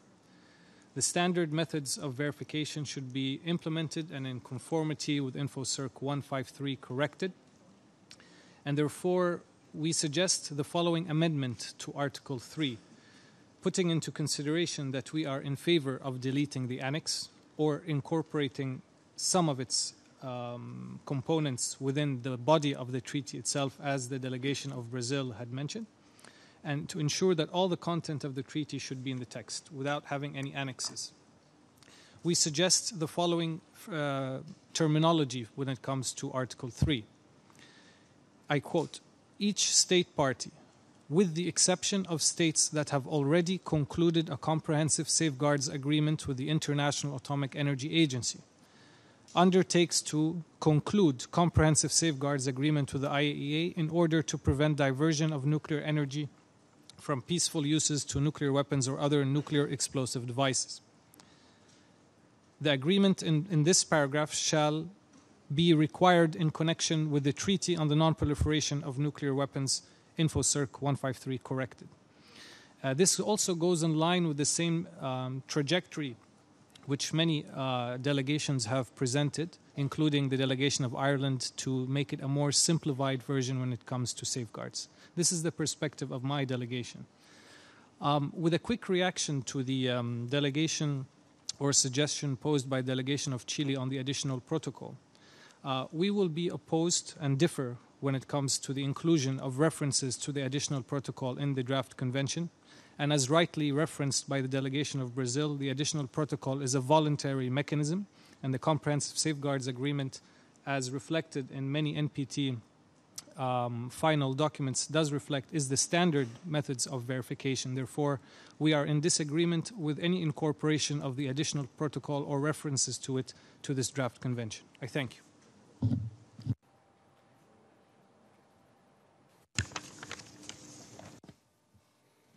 Delegation of Egypt. There was a little confusion previously in the machine, so we have Mozambique, Argentina, Sweden, Austria, Malaysia.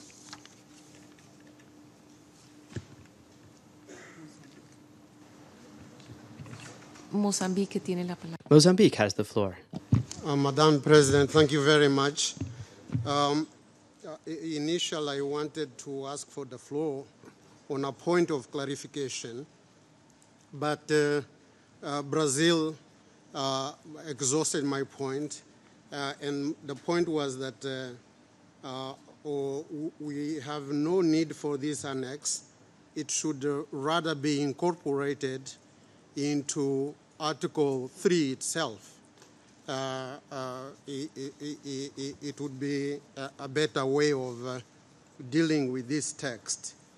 My second point was that it is a general point in nature to appeal that we pay attention, a very keen attention to the relationship between our treaty, this future treaty, and other treaties on non-proliferation regime in order to strengthen this regime and not to undermine or weaken it.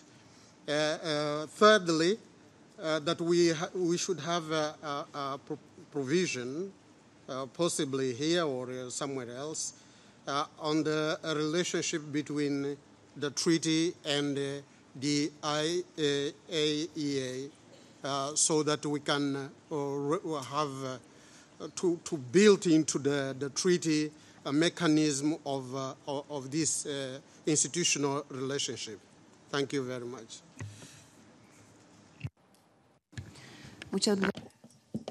Thank you to Mozambique. So I'm going to take this opportunity now to refer to the question or the consultation made by Brazil in terms of the article For this article, there are two different focuses. There are two methodologies that the conference could consider.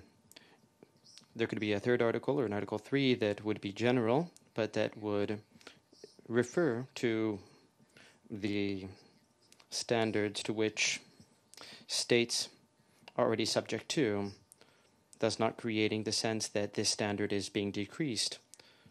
But there could be a general reference there, which would be in step with the appeal made by many delegations that the text of the treaty should be concise. There's another alternative, and in fact some delegations have been putting forth various drafting alternatives that could cover this situation. This was mentioned by Brazil. We could use the same language and we could bring the annex into the text. We could incorporate it as part of Article 3 so that we would have a comprehensive reading of the provision, which is inspired from the NPT. So these are the two options that we have. These are the two methodologies that we wanted to put forth for you to consider. Of course, we want to keep in mind that the provision has to be clear and it should establish and ensure legal security, particularly in the sense of maintaining standards. We do not want to reduce them. Next up is the delegation of Argentina, followed by Sweden. Gracias, señor. Madam President, thank you. Please allow me to thank you for the explanations that you have just made, as well as the explanations that you made at the beginning of the general explanation of Article 3, as well as the inclusion of language that my delegation will study in detail. I would like to join my voice to what was mentioned and expressed by Brazil and the delegation of Egypt regarding the verification and safeguard standards. Nothing in this draft treaty should demand greater duties on the part of states that do not possess nuclear weapons. Secondly, I would also like to thank the delegations of Ireland and Egypt who put forth proposals that we think are very constructive. These are good drafting proposals for Article 3. My delegation believes that the current text proposes a conclusion of a safeguard agreement in 18 months, but neither the article nor the annex clearly establish a direct referral to the current mechanism in Article 3 of the NPT and its implementation by the IAEA. On the contrary, point 2 of the annex, as it was drafted, it gives us the opportunity to conclude an agreement that would have the same effect, but that would not necessarily be implemented by the IAEA, which would be related to the verification mechanisms. Therefore, we would like to consult the compatibility of this language that is not concrete in terms of safeguards, but it could be saved by or protected by the proposals that have been recently made. Therefore, we are going to review in detail the new proposals and the inclusion of this language in order to continue moving forward on this topic. Thank you very much. Gracias, Argentina. Thank you to Argentina, and I would now like to give the floor to Sweden, followed by Austria, Malaysia, and Cuba. Thank you, Madam. This article is very important to my delegation, and as I have mentioned already, we have presented together with Chile and Uganda a working paper 6 outlining how we would like to see this article, and I thank the Ambassador of Mexico for describing the proposal so well. And we believe that verification is a key aspect in a credible arms control, disarmament and non-proliferation agreement, and that verification has to be relevant and it has to be cost-effective. Therefore, we would suggest that the verification needed in this agreement is the comprehensive safeguards in CIRC 153 and the additional protocol in CIRC 540. And I would like to explain why we believe this is so important. This would provide the necessary assurances that state parties are not carrying out activities that would be in violation of the core prohibitions. It would strengthen the credibility of the treaty. It would make use of IAEA capacity and expertise. With 129 states already having committed themselves to such a protocol with the IAEA, the increased burden on states would be limited. It would also ensure equal treatment and obligations for all state parties to the convention, and that would not be the case with some of the other proposals that have been made here today. There would be no added financial costs linked to this convention. And last but not least, Madam, to settle only with the comprehensive safeguards under INCIRC 153 would run counter to our experiences, our joint experiences.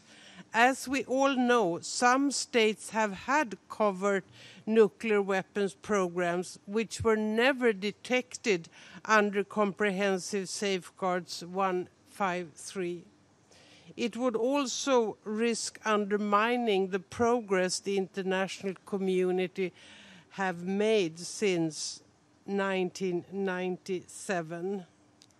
So we propose replacing Article 3 and the Annex with an article containing the following: mandatory requirement for state parties to conclude comprehensive safeguards and additional protocol agreements with the IAEA within 18 months after the convention's entry into force for that state party, accompanied with mechanisms what happens if a state party fails to implement its obligations under this article. It is a bit longer in text, but we will send it to you, and it is also available under working paper 6. And let me say that I am a bit surprised that so many delegations would not like to see this treaty or convention having a verification mechanism or safeguards that would really enjoy the respect of the international community for this treaty convention. Thank you.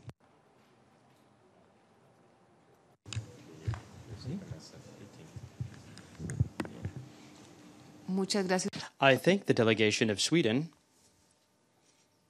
I now give the floor to Austria, followed by Malaysia and Cuba. Thank you, Madam President. First of all, I would like to thank you for further improving your draft.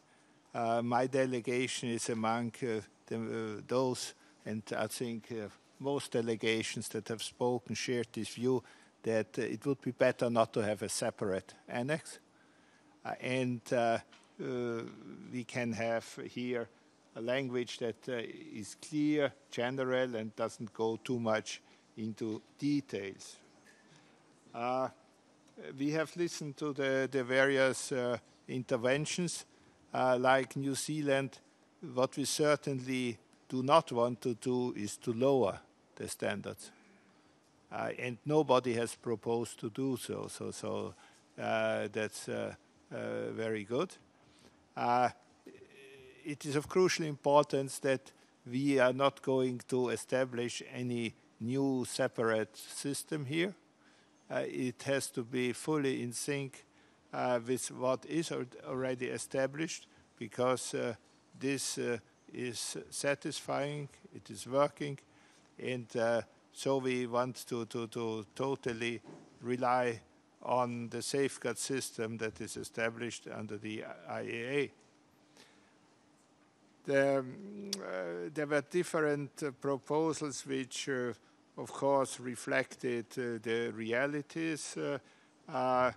We know that 129 countries have already additional safeguards, so that implies that the number still don't have them, and we could listen now in the interventions very much the echo of this fact.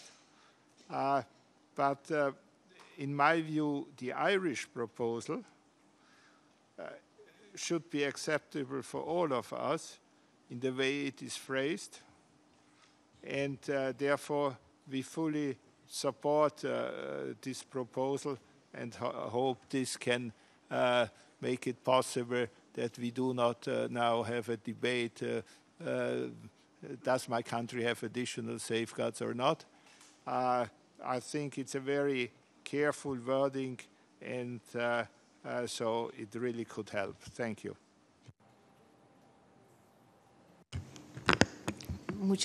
I thank the delegation of Austria. I now give the floor to the delegation of Malaysia.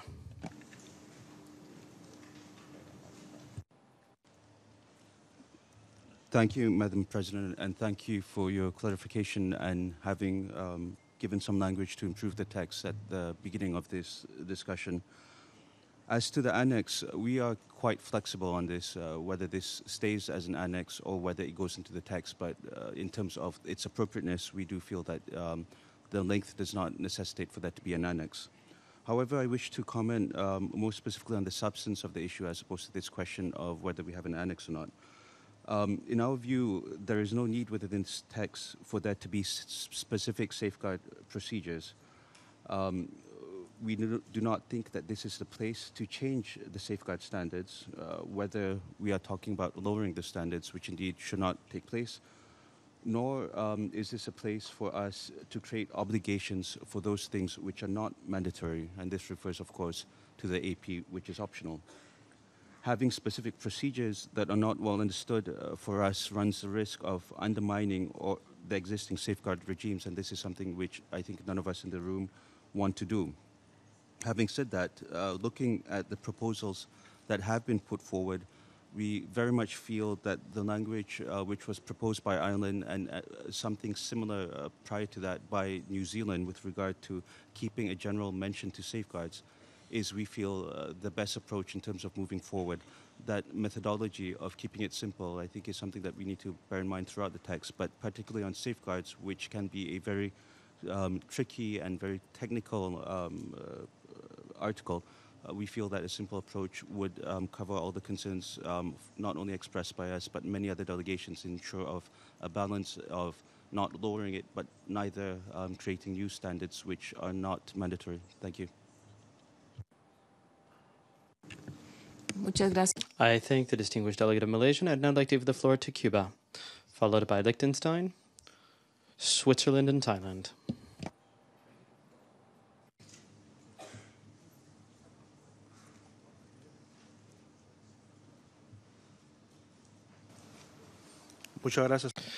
Madam President, thank you very much. First, I would like to make a comment on the annex.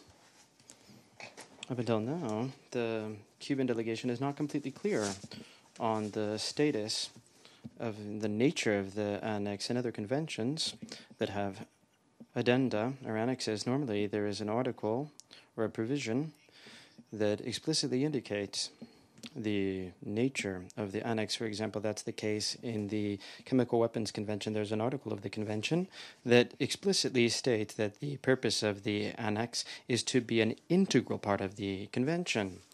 We are not sure, as there is no article on this, if in this case the annex is considered part and parcel of the convention or not. I believe that this is a point that we should consider, not only from a legal perspective, but also because of the substantive implication. This is important to clarify.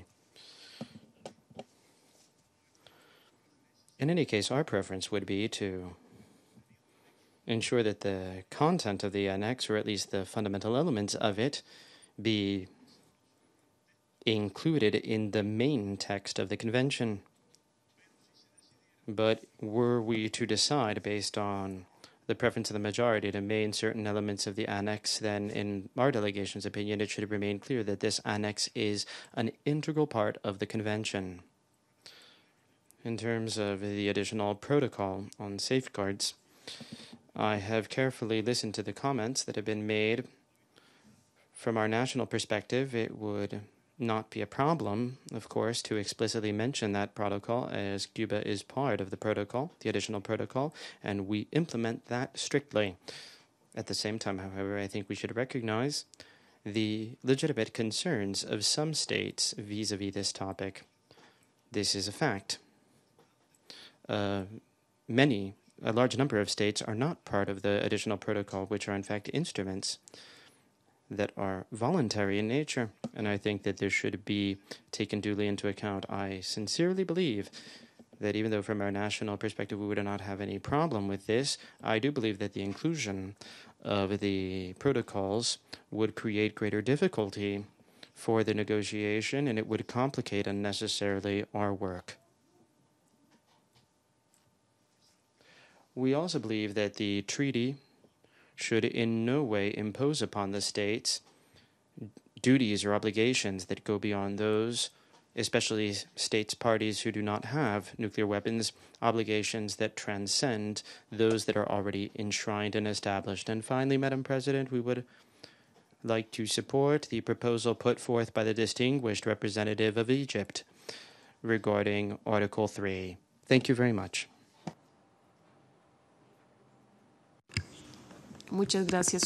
I thank the delegation of Cuba and I give the floor to Liechtenstein. Thank you very much, Madam President. I would like to add Liechtenstein's voice to all those delegations who have asked for clear and strong provisions on safeguards in this text. We certainly share the view that the formulations we choose should not in any way lower the existing regime or available instruments in that area. They should rather refer to the highest available standards in the area of safeguards. Also, we see the point that we should aim for a formulation here that allows the convention or the treaty to keep pace with the future development in that area. So, like many other delegations, we've asked ourselves the question if this provision cannot be formulated in a more generic way, and we thank you in particular for your introduction and your own attempt to that effect that you've presented at the beginning. Also, when we looked at the paragraph, we have asked ourselves if the annex or the provisions and the elements contained in the annex could not be included in the main text of the draft. We've listened to many good proposals from the floor just now. I have to say, with these elements that are important to us, the most appealing to us is probably the proposal by the Irish delegation, because it's very simple. It seems to be very clear from a legal point of view, and might save us time and future problems on a technical level. Thank you.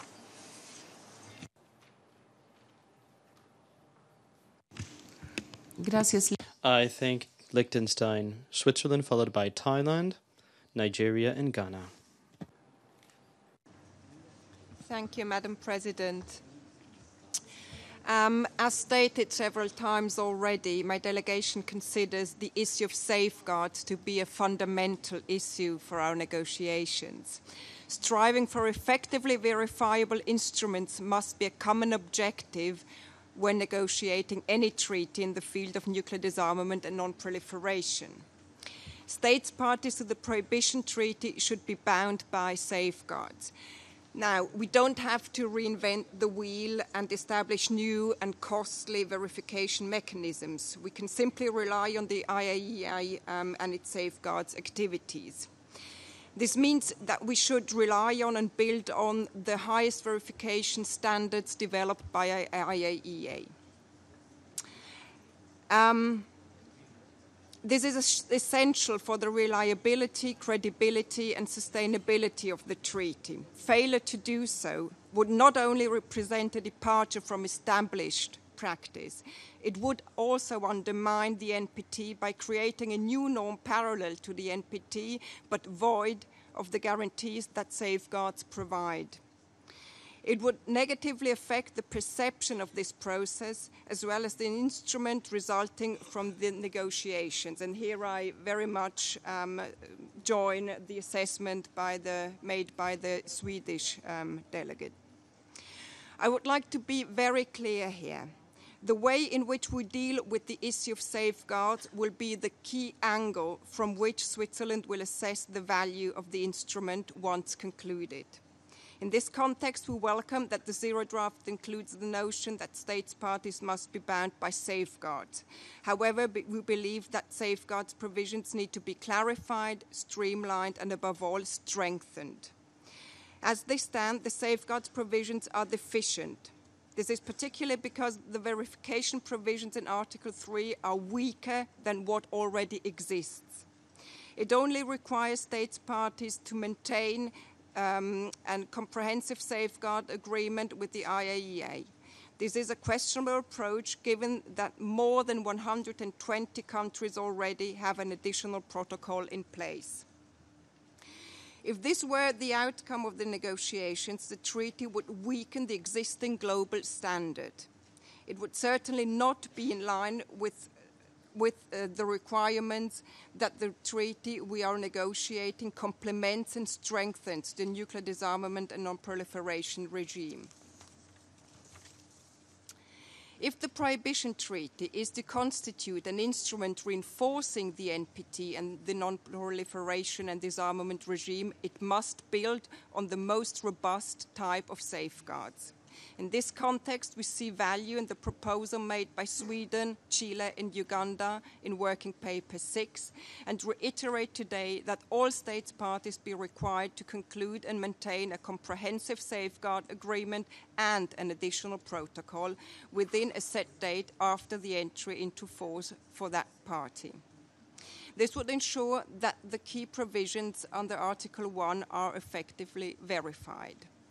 Now, having carefully listened to the discussion so far and trying to be pragmatic and constructive, I would say that the bare minimum would be that the Prohibition Treaty requires that states parties maintain the safeguard obligations that they had upon entry into force of the treaty and commit to accept as soon as possible the most stringent such measures available to them. Before this background, and again, trying to be constructive and pragmatic, I would say that we should thoroughly and carefully consider Ireland's proposal and would be happy to get it in writing. Thank you very much. Muchas gracias. I thank the delegation of Switzerland. Thailand has the floor.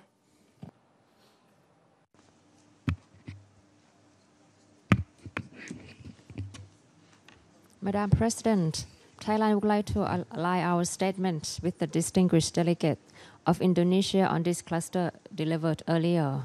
Thailand recognizes the complexity of the mechanism of Articles 3 to 5, and we believe that we have to look at this section as a package.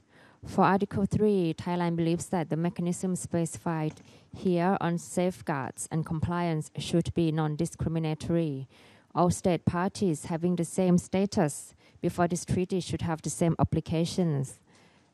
This can be done by existing comprehensive safeguards agreement or additional protocol and could be incorporated into the draft as proposed by other delegations. In this way, the draft convention is consistent with and strengthens the NPT. We also recognize the core competence of certain international organizations, including the IAEA, related to safeguards. If this relationship is not specified in the draft, the paragraph should leave room for their contribution through the meeting of state parties and amendment. I thank you, Madam President. I thank the delegation of Thailand for that statement, and now give the floor to the delegation of Nigeria, followed by Ghana, the Netherlands, South Africa, and Venezuela. Thank you, Madam President, particularly for your revised work, which we have just received. And going over it, I know it's not time to discuss it yet, but we could see that some of what we're about to say are here already. My delegation attaches importance to the twin issues of safeguards and verification. So the question going through the draft, actually, not this one, your initial draft, is should safeguard be covered? Yes, the answer is yes. And I believe a number of delegations in this room will agree with that. But by who? That the answer is in the air. And no one has specifically mentioned by who should it be. I don't want to start making suggestions. But we've been dancing around that. And for us, it is understandable. But whatever is worth doing well, is worth doing at all, is worth doing well. So whatever we are going to do, we should keep in mind that we have to keep it simple, but then unambiguous. That goes to the heart of the matter.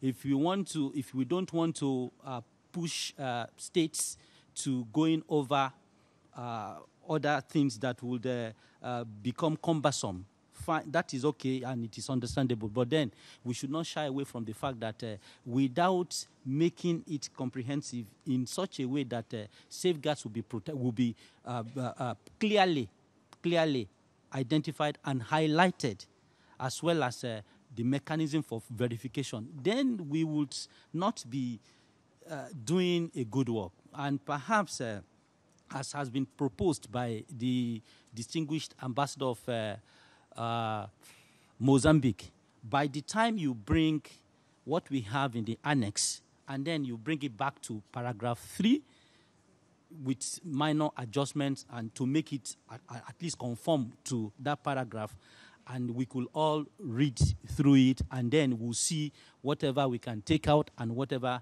we believe should remain. For now, I thank you, and we keep depending on you. And thank you, Madam. Gracias. I thank Nigeria. I give the floor now to Ghana, followed by the Netherlands. Ghana has the floor now. Thank you very much, Madam President. We want to thank you very much for the language that you provided this morning. We believe it has brought some clarity to Article 3. My delegation is of the view that verification under the safeguard is at the core of this treaty, and therefore Article 3 needs to be strengthened. But our fear, and it is genuine, that this should not unnecessarily place additional obligations on those of us who are non-nuclear weapon states under the NPT. And so, Madam President, we want you to look at this for us.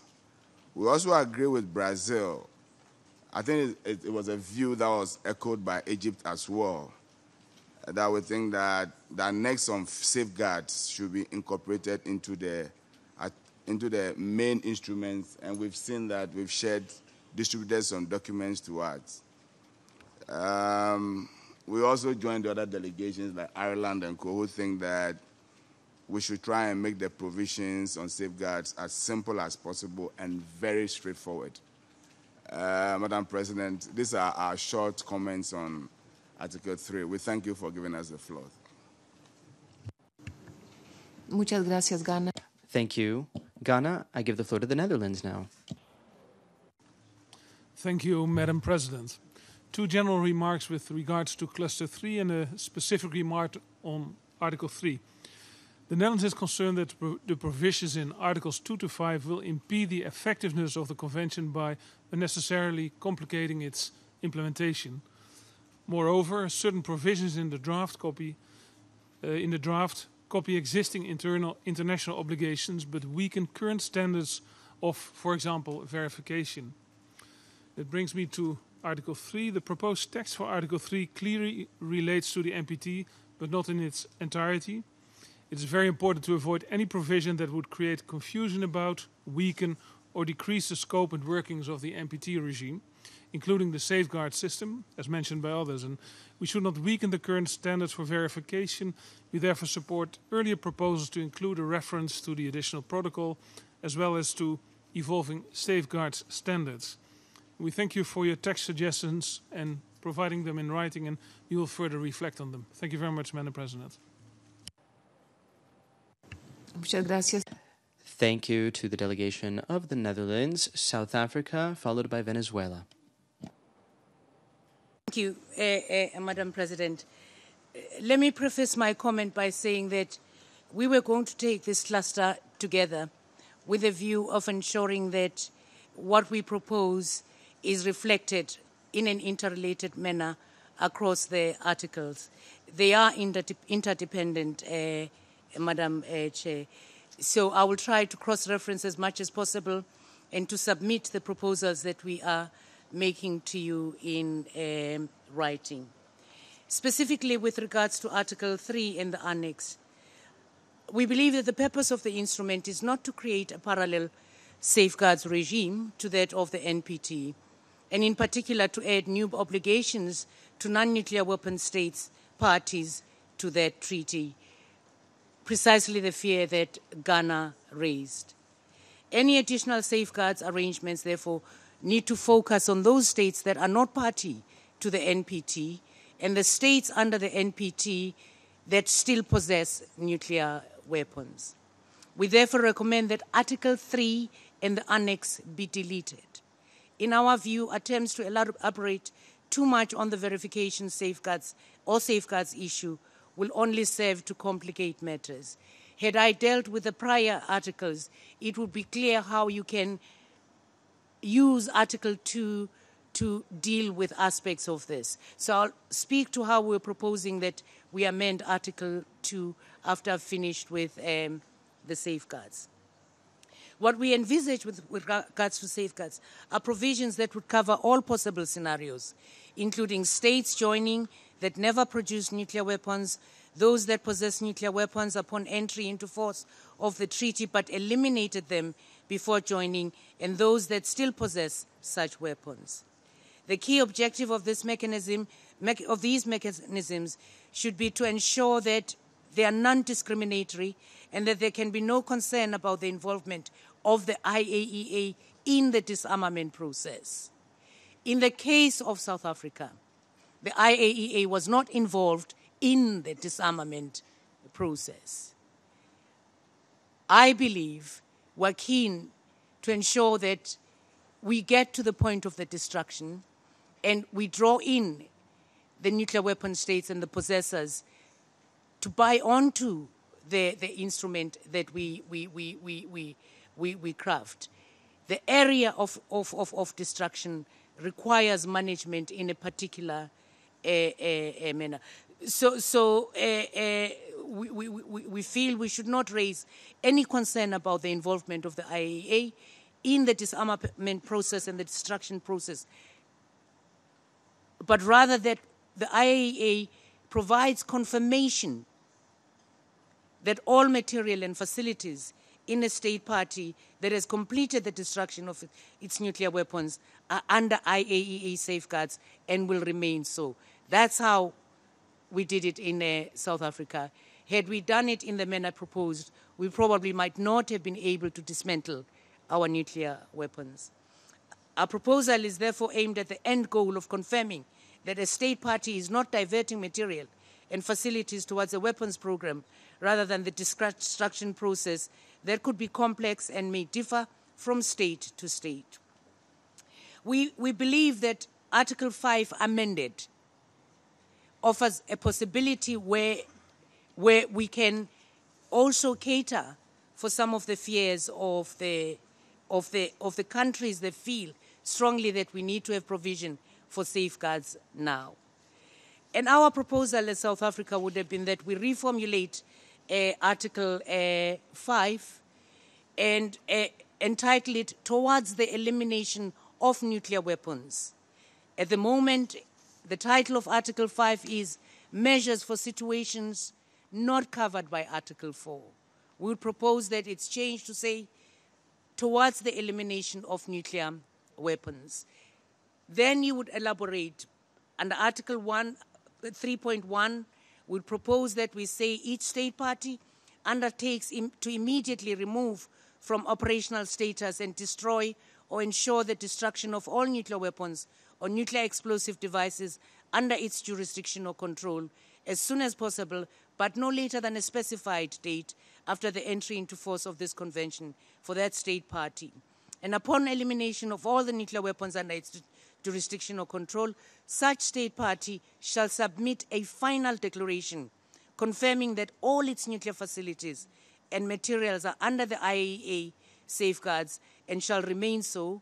It shall also permit the International Atomic Energy Agency to verify the correctness and completeness of its final declaration. If we believe that the South African example is useful, this is the pattern that we followed. 3.2 would read as 3.2 would follow.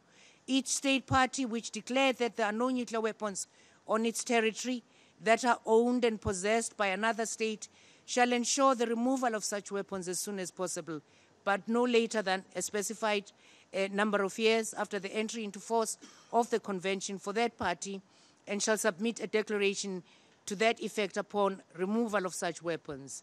Now, Chair, the complication of us dealing with Article 3 is there's a lot that we propose that could go into Article 5, but I'm in a dilemma. I'm not sure whether to go on because we were addressing Article 3 alone. And once I've done that, to go back to Article 2 with a reformulation that we propose so that parties can then see all of this as a package that we would propose that would allay the fears that we have about safeguards. I